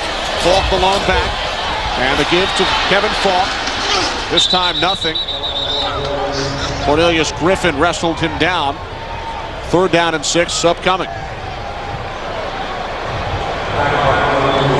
Cornelius Griffin, one of the more athletic defensive tackles in the NFL. He makes plays sideline to sideline, that time running wide on the perimeter, and he has the speed to chase down most running backs in the NFL. You know, he gained that reputation doing the spy technique on Donovan McNabb a few years ago in that giant Eagle game, and you know, he's one guy that you have to account for. You've got to get him cut off if you want to run the ball laterally out onto the perimeter. Johnny Lynn, Giants defensive coordinator. Patriots have not converted a third down attempt today. 0 for 6 on third down. Third down and 6. Patriots can pick up a first down without reaching the end zone. Here's a guy you got to watch in these situations, Larry Centers. And the pass intended for Centers. It hit off the official. Hit off the umpire, Tony Mihalik. They split out their formation. They send everybody down to the end zone. They isolate Larry Centers on Dhani Jones. He's got to step on him. And a good play by the umpire. Even Tony could not hang on. Does that count as a Patriots drop? No, I'm not gonna put that one on Tom. This a 28-yard attempt. Adam Vinatieri missed from 42 earlier. He has missed 4 of his last 5 attempts. Missed only 3 all of last season. And from 28, it's straight through. So Vinatieri, 1 for 2 today. Patriots lead by 7.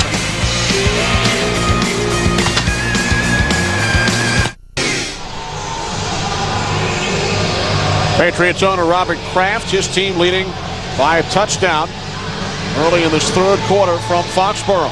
He's very proud of this stadium, and rightfully so. This is my first time here at Gillette Stadium, and it really is. You hear a lot of people say there's not a bad seat in the house, but the way that he turned the stadium in the corners, there really is not a bad seat in this entire stadium. Stadium located across the street from Patriots' former home. Ryan Mitchell out to the 37-yard line. Asante Samuel brought him down after a 22-yard return.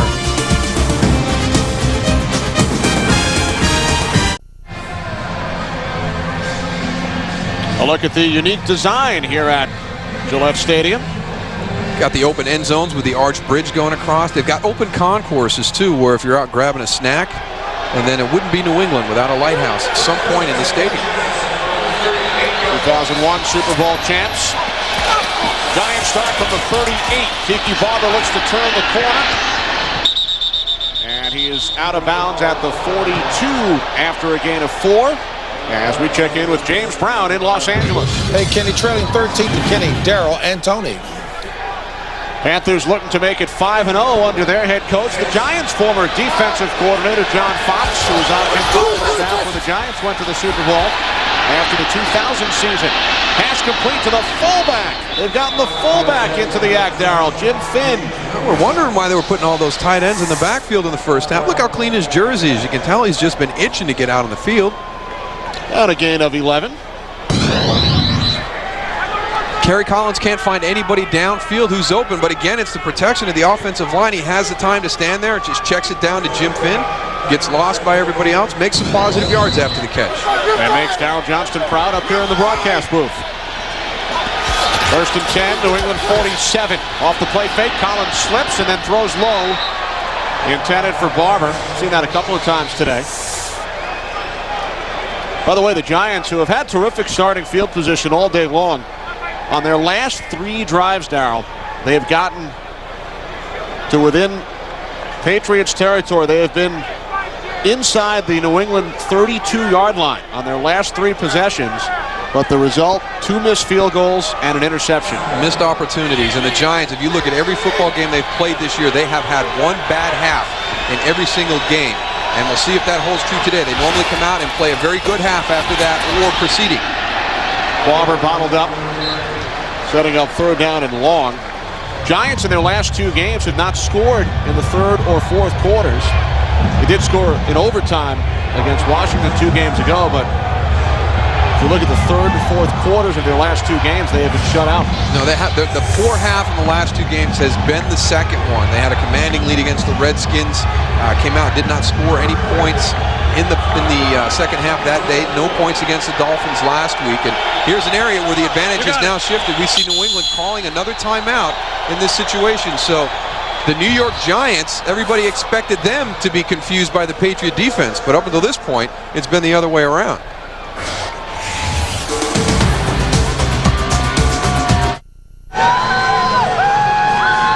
Fans hanging in there despite the rain. It has been raining since the early morning hours. They hope to play baseball at Fenway tonight on Fox. Giants facing a 3rd down and 9. They have to get to the 37 for a first down. Everybody out. Collins slipped again. And the pass nearly intercepted by Terry Bruschi. Intended for the tight end, Jeremy Shockey. Oh, and it should have been caught. He drops this ball. Jeremy Shockey has got to finish his route. He can't start to cross the face of Teddy Bruschi and then adjust because the ball has already been turned loose by Kerry Collins. The Giants are very lucky if not to have had another interception right there. You see Teddy Bruschi's in the center of your screen. He's looking up Jeremy Shockey. Now the ball comes. Jeremy was committing to go across, and then he stopped to change his mind. Boy, that was a close call. Penalty markers, the punt blown dead. Prior to the snap, false start, 83, offense, 5-yard penalty, replay 4th down. That's Marcellus Rivers. Penalty will back the Giants up 5 yards. Jeff Fiegels, the punter, forced to attempt his first career field goal last week following the Bryant injury, and he missed from 29. I just didn't realize he was on the right hash. It was actually a good kick, kicked it straight, but forgot to adjust his approach on the right hash. Fiegels, the 16-year veteran who began his career as a Patriot. Takes a Giants bounce. And the Patriots will start from their own 15-yard line when we return.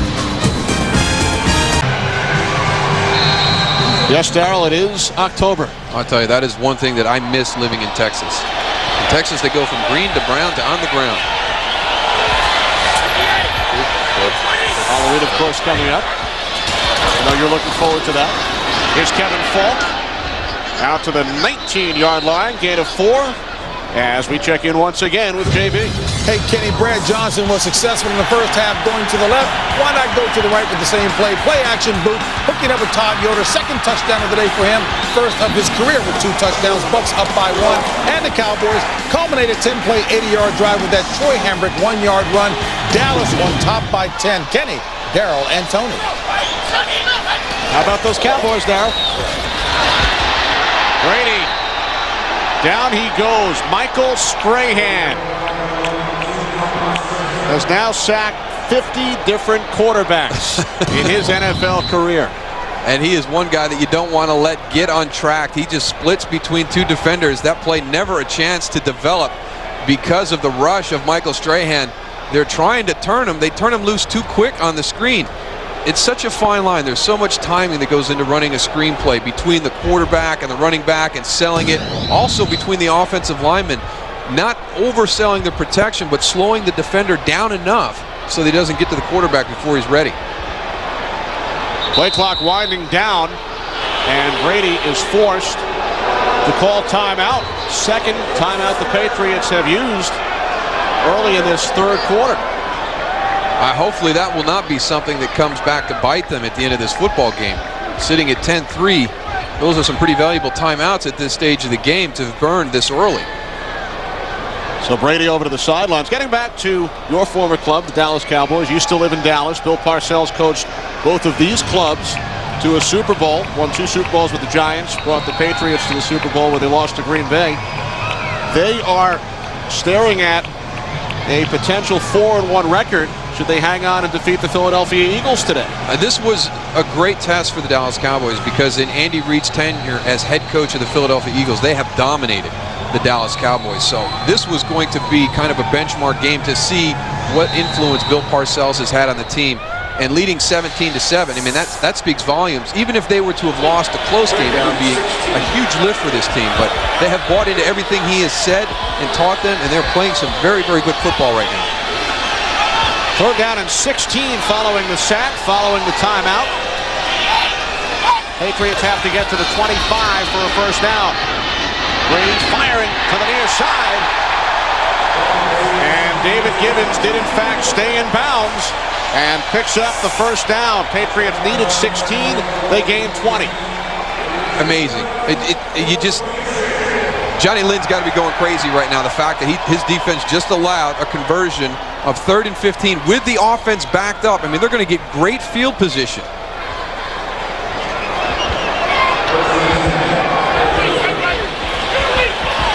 Well, first down out at the 30-yard line for Tom Brady and the Patriots, who had been 0 for 7 on third down. Here's Kevin Fulton. Out across the 35 to the 36, gain of 6.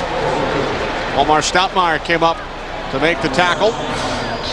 The Patriots offense has certainly picked up the pace following a first half in which they gained only 29 total yards, 1 first down, no third down conversions. They have turned things around here in the second. And it's amazing that a team can go in at halftime, be able to look at everything that was going on. You look at the pitchers that come down from up above, and you make the adjustments and come out and play just a totally different style in the second half. Fourier shifting to the right. Waiting to Patton. And he picks up the first down. Will Peterson made the stop. How do coaches adjust? Halftime is only 12 minutes long.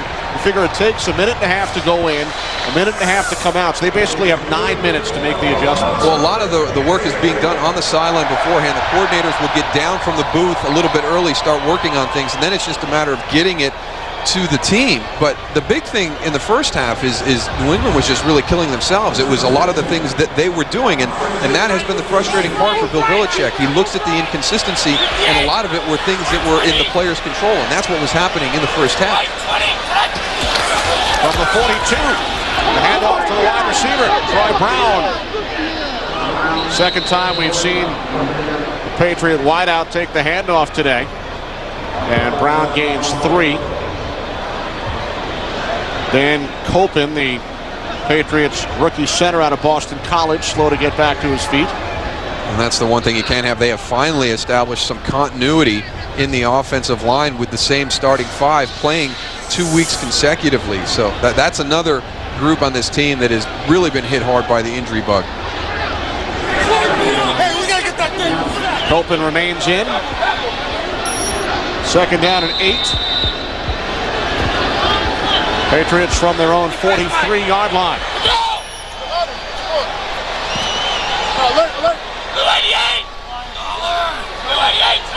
Long count. Off the play fake. Brady going deep, looking for Patton, and he makes the catch. David Patton, the former Giant, out of bounds at the 18-yard line. A 39-yard pass play. The most impressive thing is the end of the play, the catch, but the feet.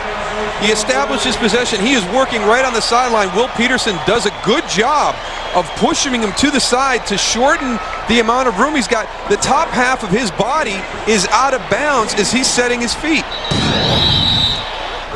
And now Brady on the sneak, looking to catch the Giants off guard, perhaps. Or maybe possibly to prevent a review being called to get that ball snapped. Whether Bill Belichick saw a replay where he thought that maybe David Patton was out of bounds. So I'm going to get up and get this play snapped very quickly so Jim Fossil can't challenge it.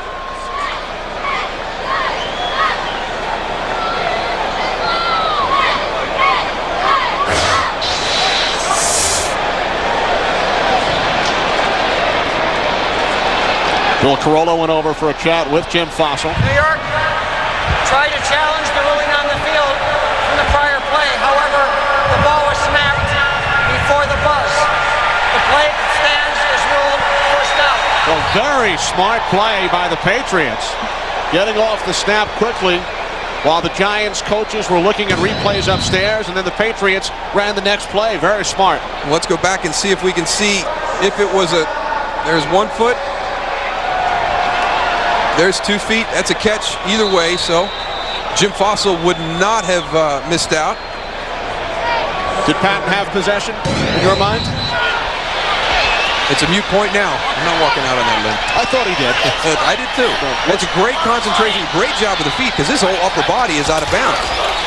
So it looked to be the correct call. All right, wide open. Bethel Johnson. Johnson brings it down to the 1. Dhani Jones and Omo Stoutmeyer right now are in discussion, trying to figure out what happened on that play. There was nobody in the middle of the field to protect against the shallow cross.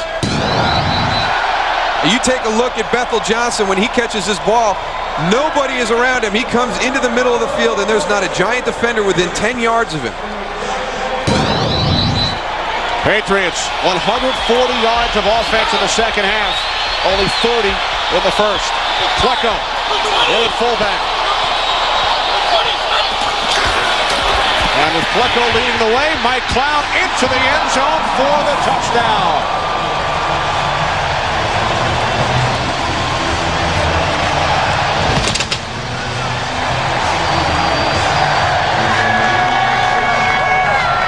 So you talk about a guy 5'11", 275 pounds. He's got tremendous leverage.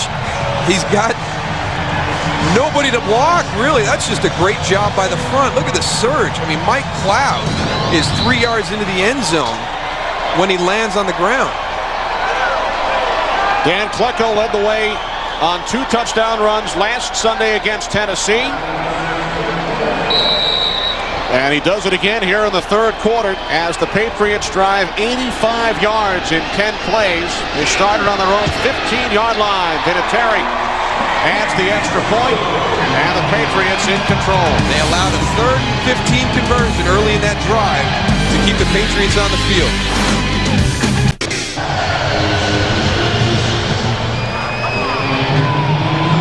Larry Sanders getting checked out on the bench, making sure he's 100%. Look at Dan Klecko. This guy is amazing. He plays fullback. He's on the kickoff coverage team. He plays defensive line. He'll also stand up as a linebacker. He blocked a field goal against the Redskins a couple weeks ago. He returned a kick last week against Tennessee. Scooped up by Brian Mitchell. And a penalty marker as Mitchell is brought down at the 37-yard line. Bill Belichick has referred to Klecko as three-way Klecko. Offense, defense, special teams. He does it all. Of course, he's the son of 5-time Pro Bowl Jets superstar Joe Klecko, part of the sack exchange. 51 during the return on the return team. 10-yard penalty, first down. Rookie out of Temple, 4th-round draft pick by the Patriots. You just take a look at everything he does. Last week, he even got a chance to field and return a kick on the kickoff return group. There's the blocked field goal against the Redskins a couple weeks ago. And the lead block on the goal line. We saw that earlier this afternoon, too. And then there's his natural position on the defensive line. And the way to sum up Joe Klecko is he's just a football player. I mean, he's playing everything, but he just loves the game. On the screen pass, it's Tiki Barber. Brings it out to the 31, close to the first down marker. Ty Warren made the tackle. Joe Klecko, one of the all-time great New York Jets. Member of the sack exchange, along with Mark Gastineau, Marty Lyons, and Abdul Salam. And now the second-generation Klecko off to a terrific start in his NFL career with New England. The big challenge for Dan will be to find his role on 1st and 2nd down in this defense. He's a great pass rusher. He's got tremendous explosion and push and quickness. But the challenge for not only him, but for also Bill Belichick is to find his role on 1st and 2nd down in that defensive front 7. Barber stopped just short. So the Giants now facing 2nd and 1. Under 4 minutes to go, 3rd quarter. Giants in the first half, 3 turnovers, 2 missed field goals. They dominated the first half statistics, but the Patriots have come out here in the second half, and they put together 2 impressive drives. 63-yard drive, culminating in a field goal, and an 85-yard touchdown drive.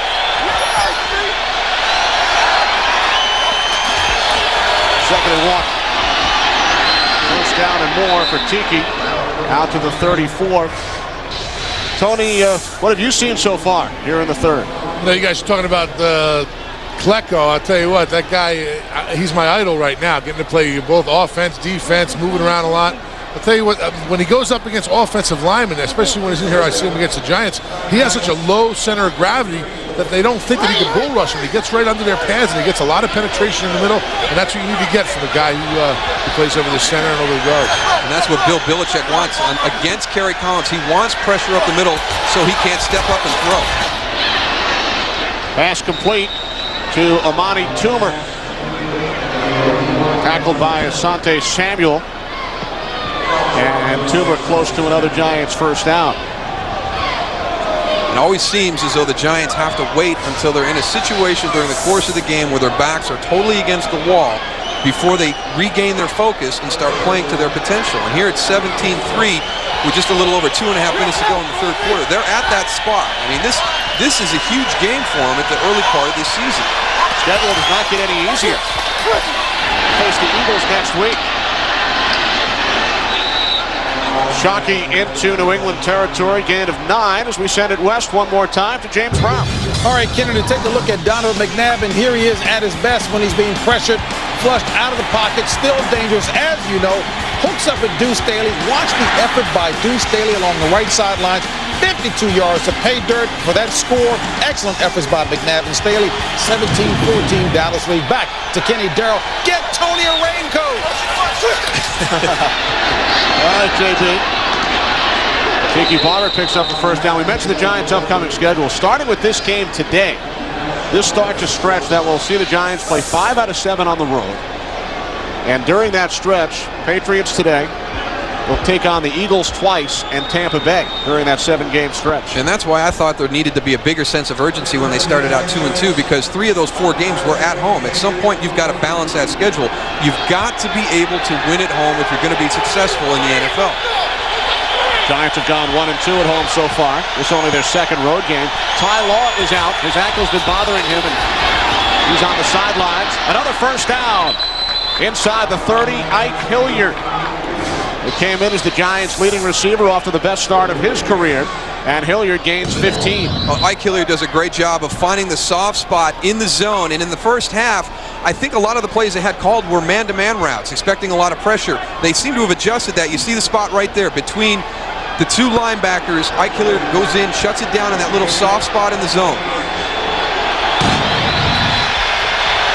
Nice job avoiding the jam by Willie McGinnis, too. Collins pump fakes and now throws, and the catch is made by Shockey at the New England 23-yard line. Gain of 6. 6th catch of the day for Jeremy Shockey. Time winding down in this third quarter. Down to 20 seconds.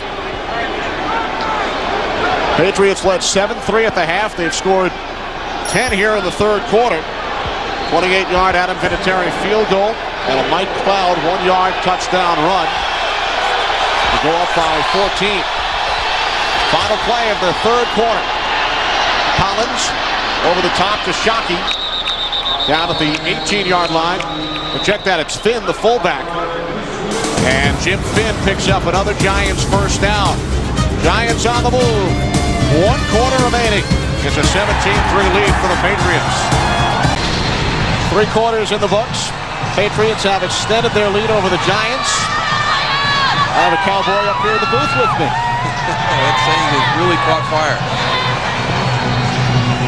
The new slogan of the Boston Red Sox throughout this postseason, Cowboy up. Most of the Red Sox have shaved their heads. Everybody except Johnny Damon and no more Garcia Parra. Empty backfield for the Giants on 1st and 10 from the Patriots 18. Quick drop, and the pass is caught by Marcellus Rivers. Down to the 10-yard line. Gain of 8 for Rivers. He's just going to be one of the guys that he has to be lost in the shuffle. I mean, you've got too many weapons out there offensively, especially when you go to the open formation, and now you've got Shockey, Toomer, Hilliard, Barber all out on the perimeter. And Marcellus Rivers is definitely going to be the guy that you lose track of. Rivers with 4 catches today, coming into the game, 5 receptions in his 3-year career. How about those numbers? Collins taken down back at the 18-yard line by Richard Seymour, who's had a tremendous game. He was a factor on both interceptions, a deflected pass, and a hit on Collins, and now a sack. And Kerry Collins, he'd love to have this one back. He's got to be able to get that ball out of there and not take the sack. They go from 2nd and 3 all the way back now to 3rd and 8. That was a very critical sack for Kerry to take. Does a good job of holding onto the ball, though, with all the turnovers that they've had in the first half. First sack of the game for either club. But check that first sack for the Patriots. Strahan had one earlier. 3rd down and 8. A big hit as Collins was looking for Tiki Barber, and Roman Pfeiffer let him know that he was in the area. Man, that is one you have to go talk to your quarterback on the sideline right now, because you're not expecting to be covered or having a guy coming across the middle at that point. You have confidence in your quarterback that if he's leading you across the middle, that you have open field in front of you. If he throws it on your back hip, your back shoulder, makes you stop and turn for it, that means that you've got pressure coming at you. But when it's out in front, you don't expect to take a hit like Tiki Barber just took. Brett Conway, 34-yard attempt. He has missed his last 2. Now 50% on the day. Conway 2 for 4 in his Giants debut. Patriots lead is now 11.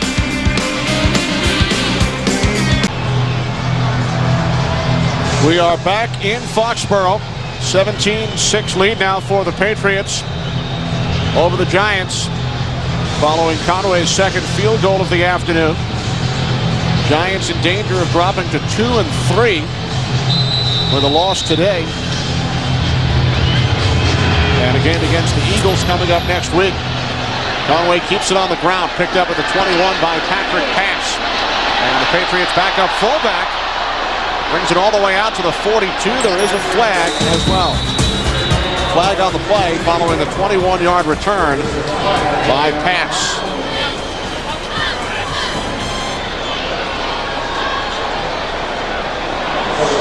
Del Carollo signaling Holding. a hold. 23 on the return team. 10-yard penalty. First down. Timeout. Antoine Harris, the guilty Patriot. Clemens, etc., etc., etc. Yankees leading 2 games to 1 from trickery from the Patriots. Troy Brown down the sidelines. Penalty marker. Brown out of bounds at the 43. You'll fool me once, shame on you. Fool me twice, shame on me. Last week, the Dolphins blow the game open with a reverse. The Giant defense is very lucky that the same thing didn't happen to them this week again. Well, this one's coming back. Last week, James McKnight, a 68-yard touchdown run, took the handoff from Ricky Williams. And this is what really put the game over the top for the Dolphins. They took control from that point on. They used their pursuit against them all day. There on the screen pass to Rob Conrad down inside the 10-yard line. The Patriots, watching the film, know that, hold on to it till the 4th quarter, and then a lack of execution with a penalty. Dan Coppin on the clip. So a 25-yard gain is erased. Getting back to baseball, Darryl, did you know that both starting quarterbacks in this game were drafted by major league clubs? I did not know that. Tom Brady drafted as a catcher by the Montreal Expos. Kerry Collins drafted by both the Detroit Tigers and the Toronto Blue Jays. Here's Kevin Falk. And Falk taken down just shy of the 30. As we check in once again with Tony. You know, I was a little hesitant about coming to the stadium today. I was walking in the streets of Boston last night, and I saw about 25 fights. I was really impressed by the way the fans have really handled themselves, so I asked the police officer if he was, concerned about anybody jumping out of the stand, sort of like we saw with the Red Sox game. And he says, if anybody gets out of hand here, we not only throw them out of the stadium, but we take their season ticket away and resell it. So I was wondering, I looked up in the stand and I said, well, all these people are pretty calm because they don't want to get hit in the pocket. It was pretty neat that he told me that. 25 fights last night, huh? Yeah, I saw a taxi driver get beat up. I wanted to jump in, but I was full. But Darryl, what I'm still trying to figure out, you have a couple of friends at the game, brothers, one wearing a Yankee cap and his brother wearing a Red Sox cap. Yeah, he switched to the other side when he moved up here to the Cape. So this is a big battle within the family there. And of course, prior to the Yankees and Red Sox, Game 5 of the National League Championship Series, Cubs and the Marlins. Cubs leading 3-1. Huge day on Fox, triple header, football, and then a couple of baseball games. 3rd down and 5. Coming up for the Patriots. They have to get to the 41 for a first down. Brady in trouble. He was under pressure, chased by Stoutmeyer. And the Patriots will punt it away. Goose? I heard your two brothers are wearing two different hats, Darryl. What kind of hat do you have? I don't pledge allegiance to either team. Come on, man, tell us, you a Yankee fan or a Red Sox fan? I want to see a Red Sox-Cubs World Series, and then I think that way I can enjoy it in either team that wins. But obviously, you'd love to see the team that's away the farthest. I'd like to see the Cubs winning. I wouldn't be surprised to see you as governor of Texas one day. You're such a politician. But you know it means more to the Red Sox fans if they can get there through the Yankees. I mean, obviously they'd love the championship, but if they can get that, along with the fact that they beat the Yankees to get there, it's going to be that much more special for these Red Sox fans. So how did the Texas Rangers do this year, Darryl? That's why I'm not a baseball fan.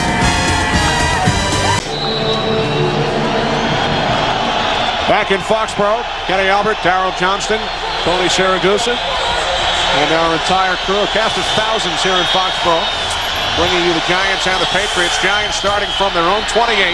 Collins with time, and the pass is caught out at the 46-yard line for a first down by Jeremy Shockey as we send it to Kenny Albert. All right, thank you very much, JB. Collins rolling right under pressure, and he throws it away. By the way, with his last completion to Shockey before we checked in with JB, Kerry Collins became only the 3rd Giant in history to reach 15,000 yards in the air, joining Phil Simms and Charlie Connolly.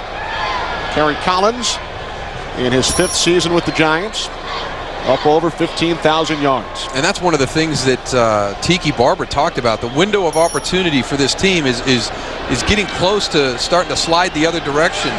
He and Ike and Amani have been together for 7 years. Kerry's been with them for 5 years. So it's very unusual to keep a core group of skill guys together that long. They've got to have a sense of urgency to accomplish some special things. Complete to Shockey.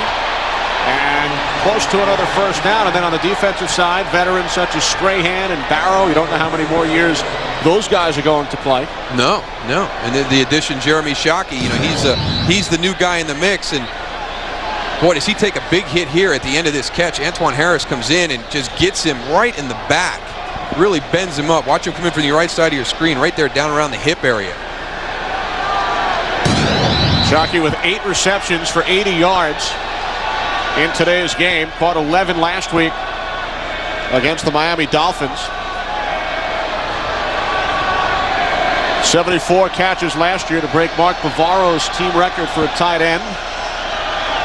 Just shy of a first down. Mark Bavaro on the sidelines Friday at Patriots practice. Still keeps in touch with Bill Belichick, who of course was the defensive coordinator during Bavaro's years in New York. And Mark lives up in the Boston area and attends Patriots practices and games on occasion. Yeah, comes out to practice every once in a while, and we kind of kidded around with him. I asked him if he was going to get into coaching, and he said no.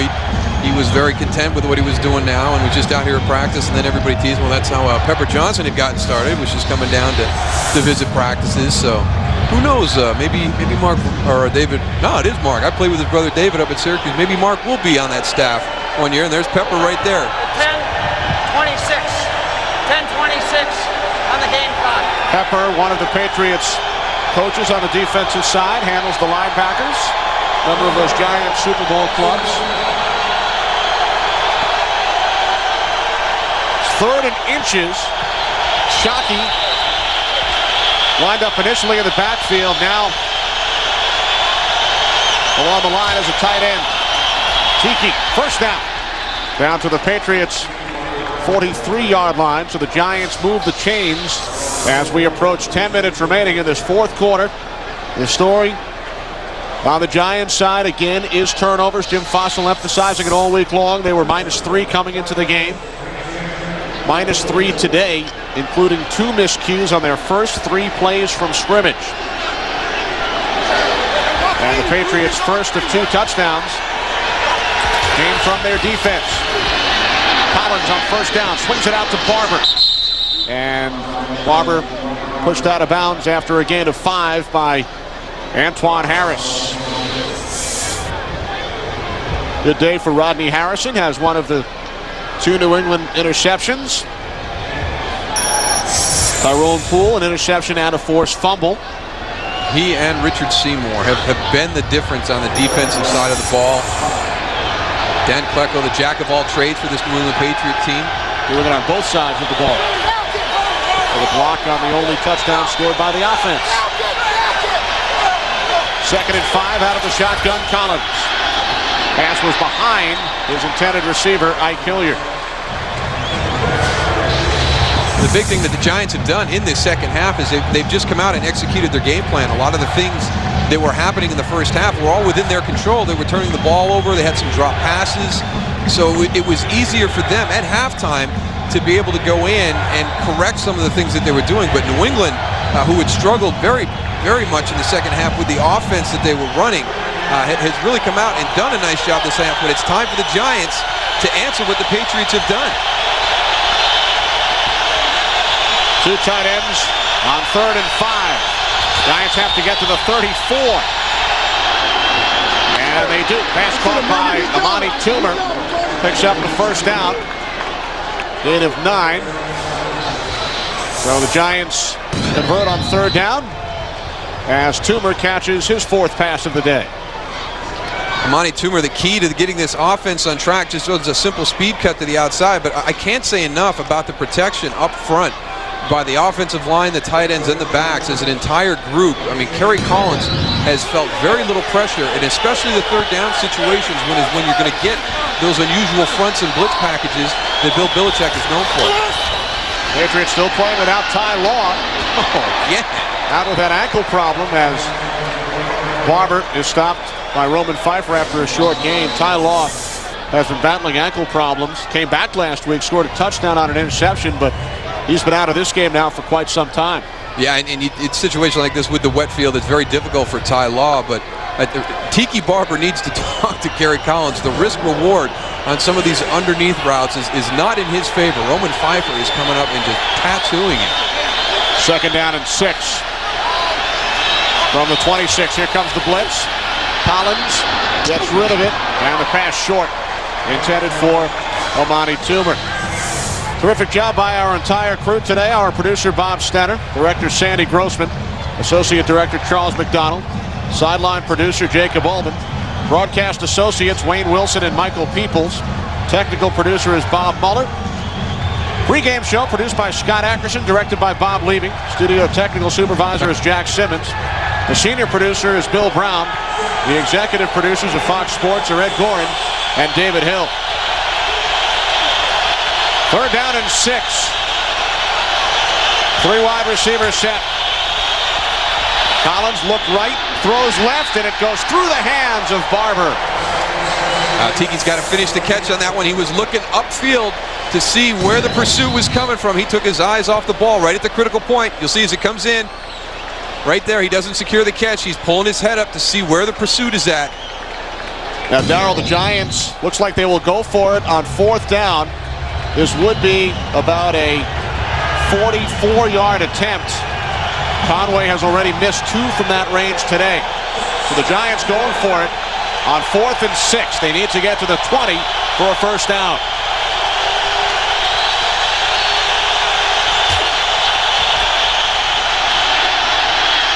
Collins' pass is intercepted. Rodney Harrison with his 2nd pick of the game. The 4th Giants turnover. 3rd time Collins has been picked off. 4 turnovers last week against Miami for Jim Fossil's club. 4 more today.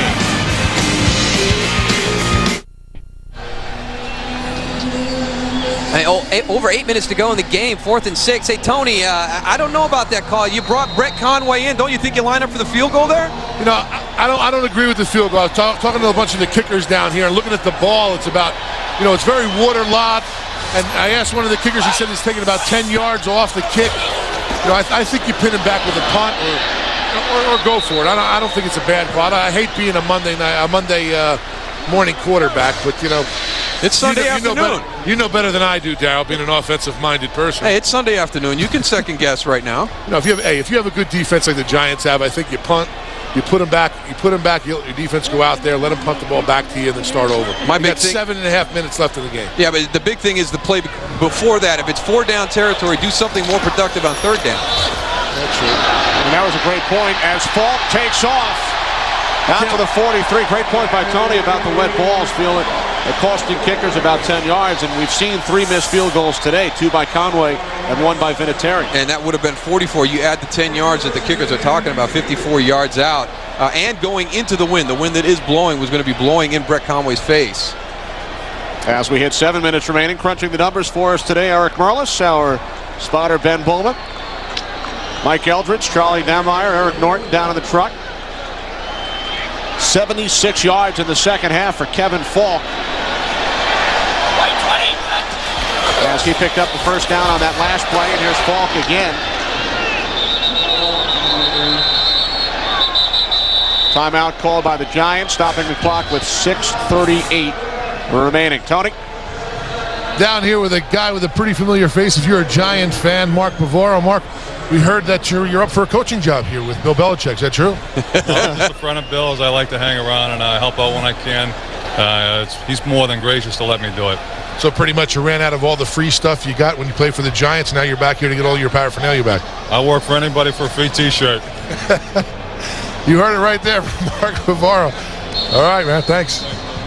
All right, Tony. Mark Bavaro, one of the all-time great tight ends. Spent the 85 through 90 seasons with the Giants.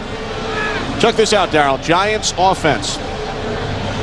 During their last 6 possessions, 4 times they have gotten within the Patriots' 35-yard line. They've come away with 0 points. Yeah, and that is the game toughness that we keep talking about, that Tiki Barber mentioned, capitalizing on your opportunities. They've had opportunities in this game to take the momentum and distance themselves from the Patriots. They weren't able to do that in the first half, and now they find themselves behind here in the 4th quarter. Brady's pass incomplete, intended for Patton. The result of those 4 drives, a pair of missed field goals and a pair of interceptions. Giants now 4 turnovers, 2 missed field goals. And the turnovers are the story. Turned it over twice, first 3 plays. Patriots scored a touchdown on the Tiki Barber fumble. Led 7-3 at the half. It's now 17-6. 3 wide receivers set for the Patriots. 3rd down and 8 from their own 45. And Brady airing one out, looking for Patton, who did not come down in bounds. So now the Patriots will punt it away. We've already seen David Patton do a great job on the sideline with the deep ball. That time just a little bit, thrown a little bit too far outside for even him to secure the catch and get his feet in. But the Patriots really executing a game plan that they had a lot of confidence. They were all excited about the game plan against Tennessee. They had that same feeling this week. They come out, they try to establish something. They really struggled in the first half with a lot of things they were doing. But here in the second half, they've got the running game going, and now they're starting to take their shots down the field. Patriots thought the ball touched Brian Mitchell. It did not. In fact, if it touched the Patriot first, it doesn't matter what happens after that. It's called an illegal touch. And once the punt touched the Patriot, even if it touched the Giant, it's Giants football. Brian Mitchell is one of the guys back there who knows that, so it's actually probably smart of the Patriots to pick it up, because I have played against him in the past. You see clearly it hits Chris Aikens, number 34 right there, so the play is dead. And a lot of times the guys will walk away in that situation. I've seen Brian Mitchell run into the middle of everybody and pick it up, because in that situation, nothing bad can happen to the New York Giants. That's right. Once it hits Aikens.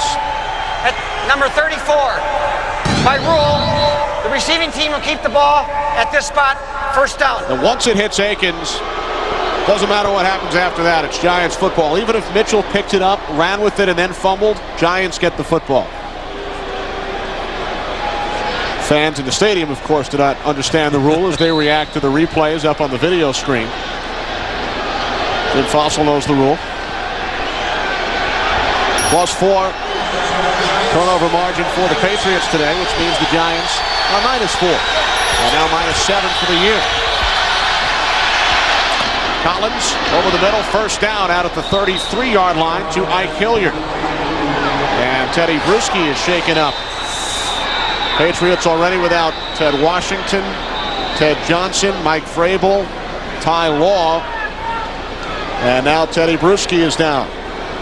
It's just amazing how it just happens at some point during the season where nothing seems to go your way. The ball will bounce funny, guys will start to get hurt, and for the Patriots, right now you see Teddy down in a very awkward position when the receiver is tackled into him. And they're not simple injuries. They've had broken bones. I mean, everything you can imagine has happened to this team. He also hit Hilliard helmet to helmet.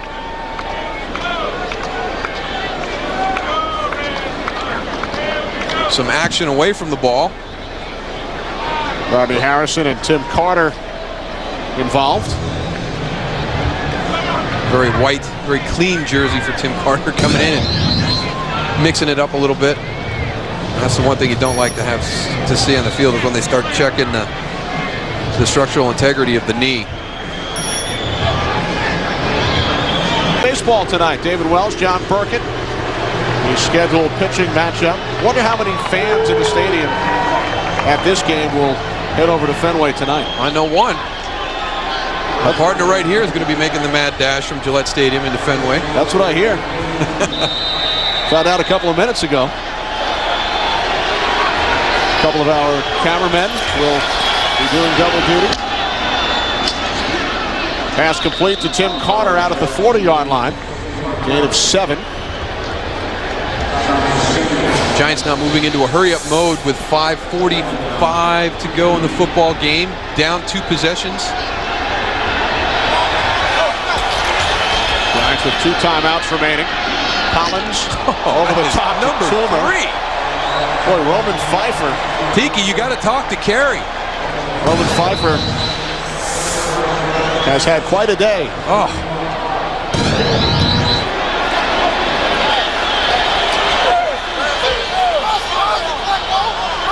From the 45-yard line, 5:15 remaining. Nearly intercepted by Bruschi, who had the end zone in his sights. His last 3 interceptions, he's returned all 3 for touchdowns. 1 this year and 2 last season. He thought he had another one. He does a great job of jumping the route. Jeremy Shockey cannot turn and drift backwards. That allows Teddy Bruschi the ability to undercut him right there. And that definitely would have been 6 points going the other way if Teddy could have held on to that. Right through his hands. Patriots defense already has a touchdown today, 4 on the year.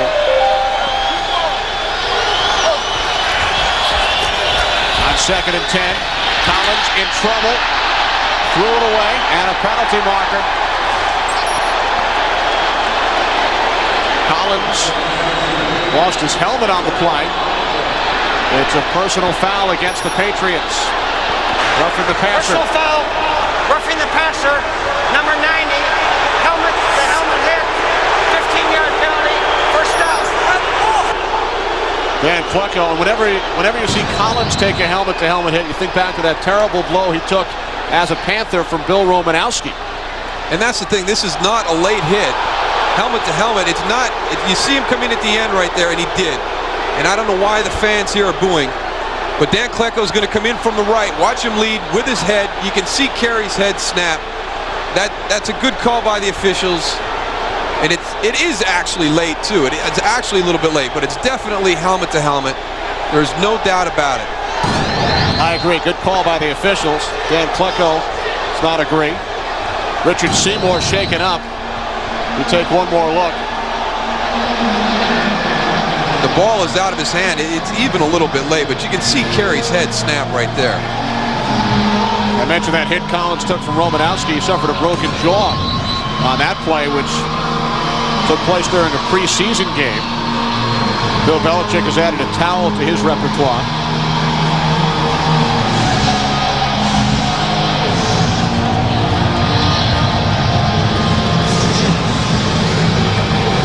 Seems like a rather lengthy discussion for a call that really is quite obvious. So I don't know if there's another point that Bill Belichick is trying to get across. Did Belichick think Collins should have been called for intentional grounding as well? Well, the hit on the quarterback actually made the ball go where it went. He wasn't throwing the ball away. It was the impetus of the other two defensive linemen for the Patriots that had hit Kerry Collins before Dan Klecko came in. So an automatic first down for the Giants, who trail by 11 from the Patriots 40. Collins steps up and then goes down back at the 43-yard line. Combination of Jarvis Green and Matt Chatham, who scored the Patriots' first touchdown earlier. They combine on the sack of Collins. And this is the first time in the game that we've seen the Patriots start to get some consistent pressure on Kerry Collins. Their offensive line has done a very good job all afternoon of giving him time to stand and deliver the ball. Under 5 minutes. Quick slant is caught down at the 37-yard line by Tim Carter. How is his jersey so clean? I don't know. I don't know. I mean, he's been in on this drive, but obviously, if he has been in the game, he hasn't been in a phase where he's been tackled or knocked to the ground. 3rd down and 7. Incomplete. Hilliard looking for a flag. Tyrone Poole on the coverage. And now the Giants facing a similar situation as they did on their last possession. It's 4th down and 7. And they will obviously go for it once again, because this would be a 54-yard attempt. So the Giants again going for it on 4th down.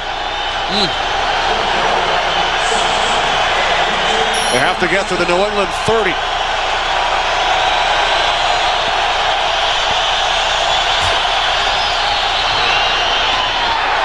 Double coverage on Toomer. Pass broken up by Ty Law's replacement, Antoine Harris.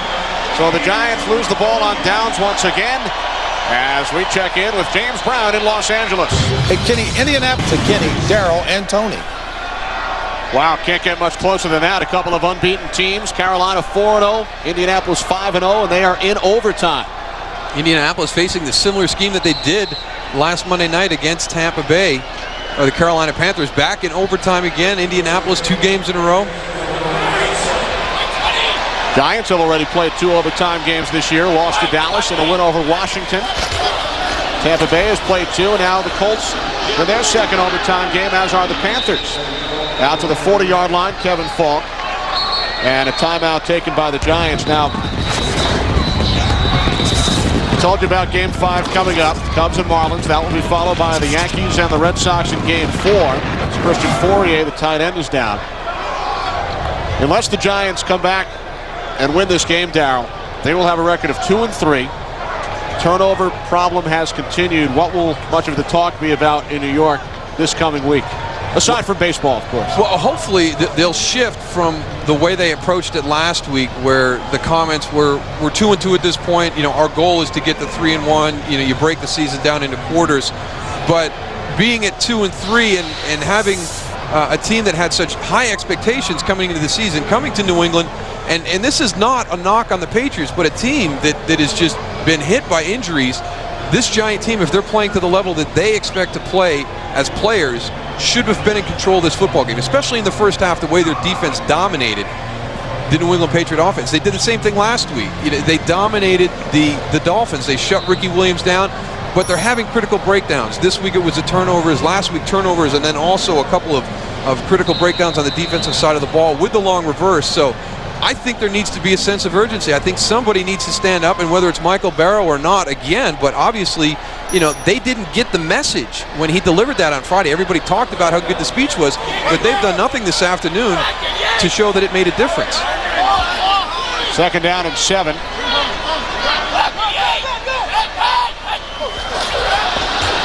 Movement on the line, penalty markers. Now, we heard all week from the Giants, Darryl, that their goal each quarter is to go 3-1. That's a great goal to have within an organization. You go 3-1 in all 4 quarters, you finish 12-4. But by stating that goal to the media, to the public, does that justify losing? That you're admitting that absolutely you can lose once every 4 games? No, absolutely not. And that to me is where they were at. Offside, 90. Defense, 5-yard penalty. Replay, second down. Last week, when all the comments came out early in the week, and there's no reason to push the panic button, and we're 2-2, and our goal is to go 3-1 in each quarter, you're teetering from putting a positive spin onto a negative situation, or making excuses. And I think that's the fine line that the Giants are walking right now.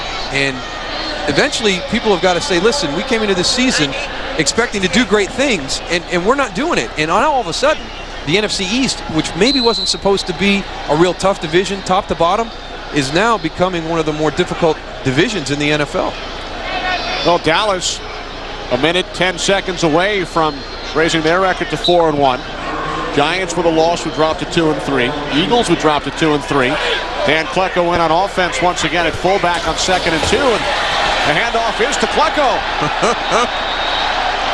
So Dan Klecko picks up the first down. I bet you're a little bit jealous, Goose.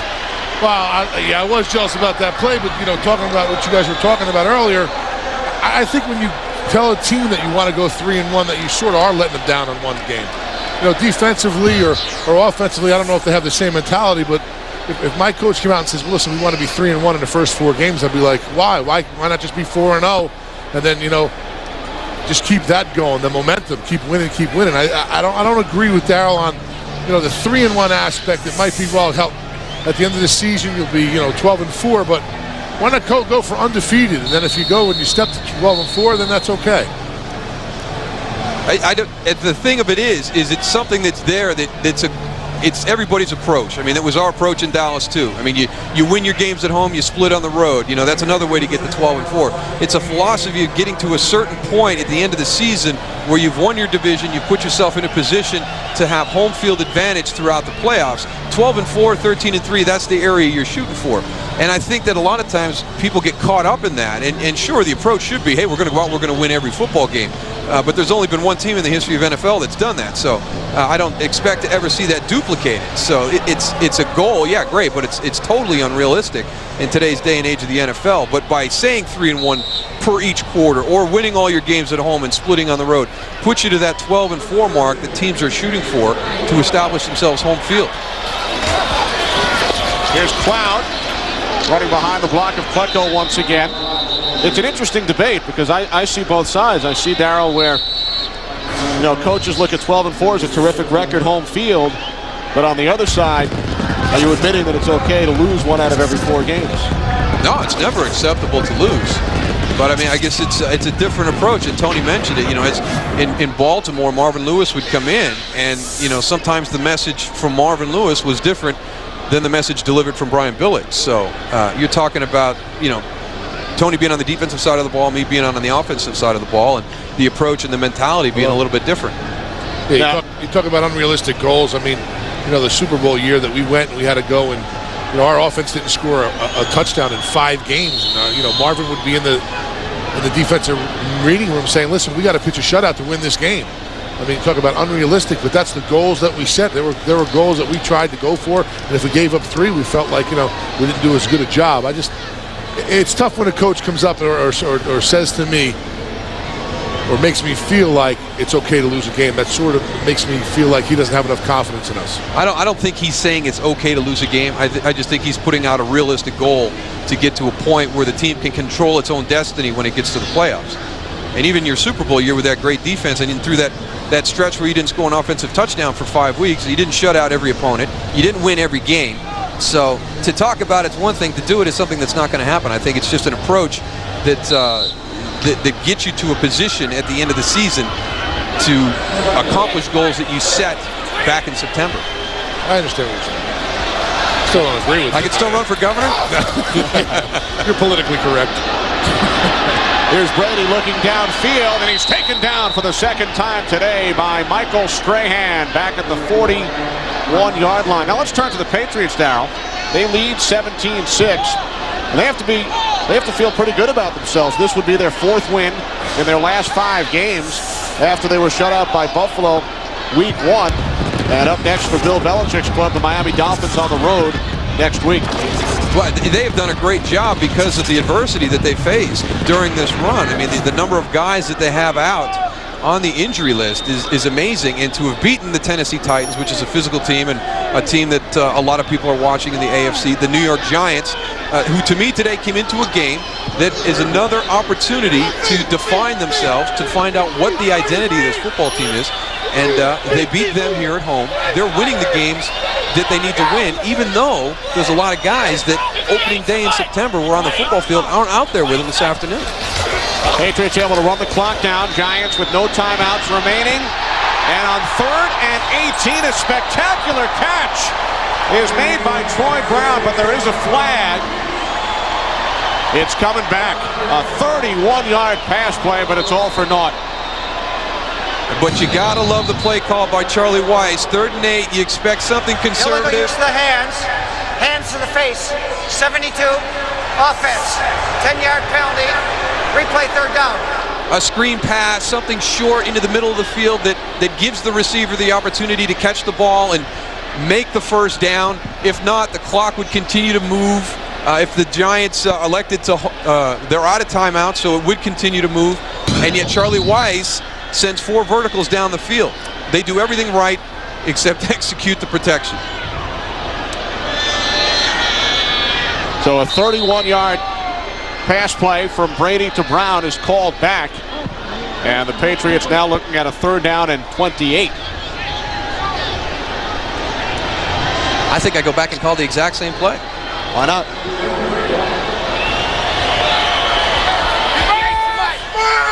$18 combined penalties in the game. And the Patriots go the conservative route with Kevin Falk. Gains 5, and now New England will punt it away with the clock winding down. Giants without a timeout. They will be able to bring it all the way down to the 2-minute warning.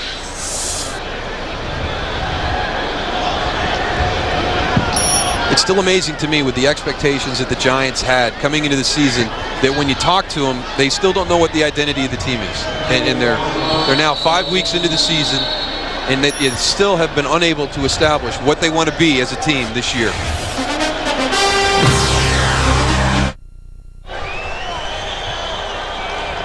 As improbable as it may sound, the Giants have run 30 more plays than the Patriots. They've gained about 150 more yards than New England. But all they have to show for it is 2 field goals, and they trail by 11.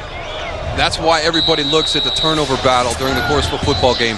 It can take away so many of the other statistics that would determine the winner. Patriots 1 first down in the first half. That punt nearly blocked. Fielded at the 30, and now a flag comes out right around the punter, Ken Walter, who hobbles away. Are they going to call roughing or running into? Running into?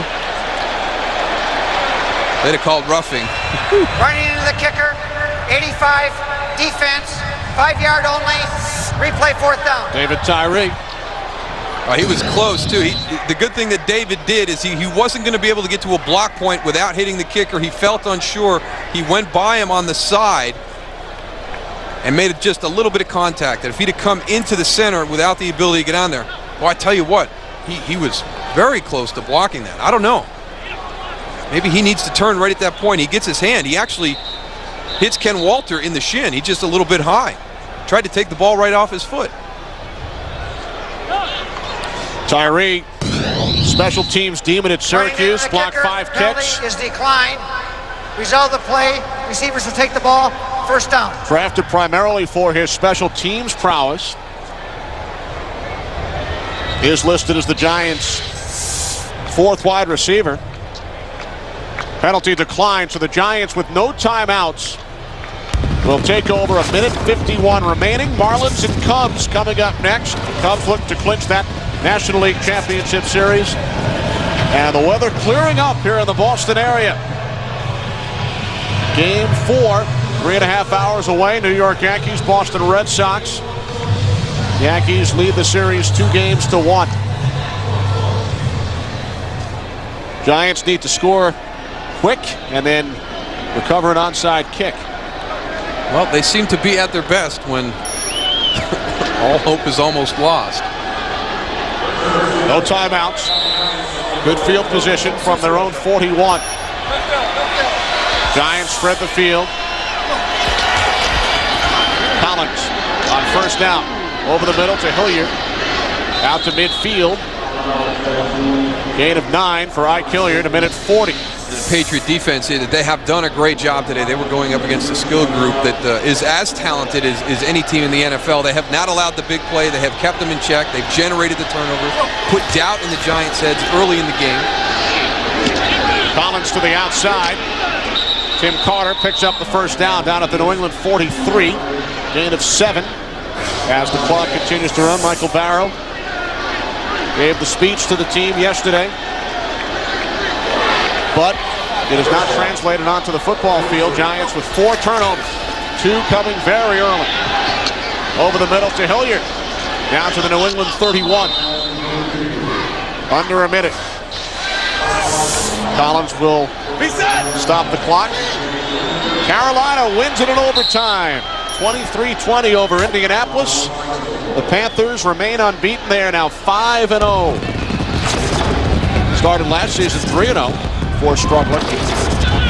Big Fossil's former defensive coordinator John Fox doing a terrific job. 2 big off-season acquisitions, getting Stephen Davis from the Redskins, bringing in Jake Delhomme, and a coach who is really concentrated on the special teams and defensive facets of the game, addressed the offense in the offseason, and Stephen Davis has really become the focal point of that team. And with him out, Jake Delhomme stepped up and made some big plays today in the passing game. Collins is 35 of 58. This will tie his career high, his 59th attempt. It's intercepted. 4th interception for the Patriots today. Eugene Wilson with the 2nd pick of the season, the rookie out of Illinois.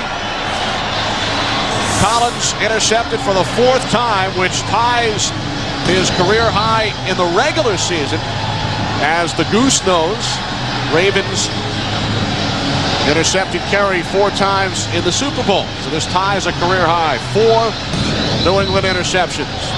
But that's really, 2 of those were Kerry's responsibility this afternoon. The other 2 deflections, those happened during the course of the game, but the New York Giants unable to answer the call again this week. We'll see what the response is following this loss, but congratulations to the New England Patriots, a team that has really done a tremendous job battling the adversity of the injury situation this team has faced. They set the plan in place. The coaches get it across to the players what they want to do on the offensive and defensive sides of the ball, and the last 2 weeks they have done a great job against tough opponents of executing those plans with a lot of key contributors out of the lineup. Bill Belichick defeats the New York Giants for the first time as an NFL head coach. He had been 0-2 with Cleveland. Giants dropped to 2-3. Giants 5 turnovers today, now -8 on the season as far as turnover ratio is concerned. Patriots got things going offensively in the second half, and they defeat the Giants by the score of 17-6. We'll return to Foxborough in just a moment.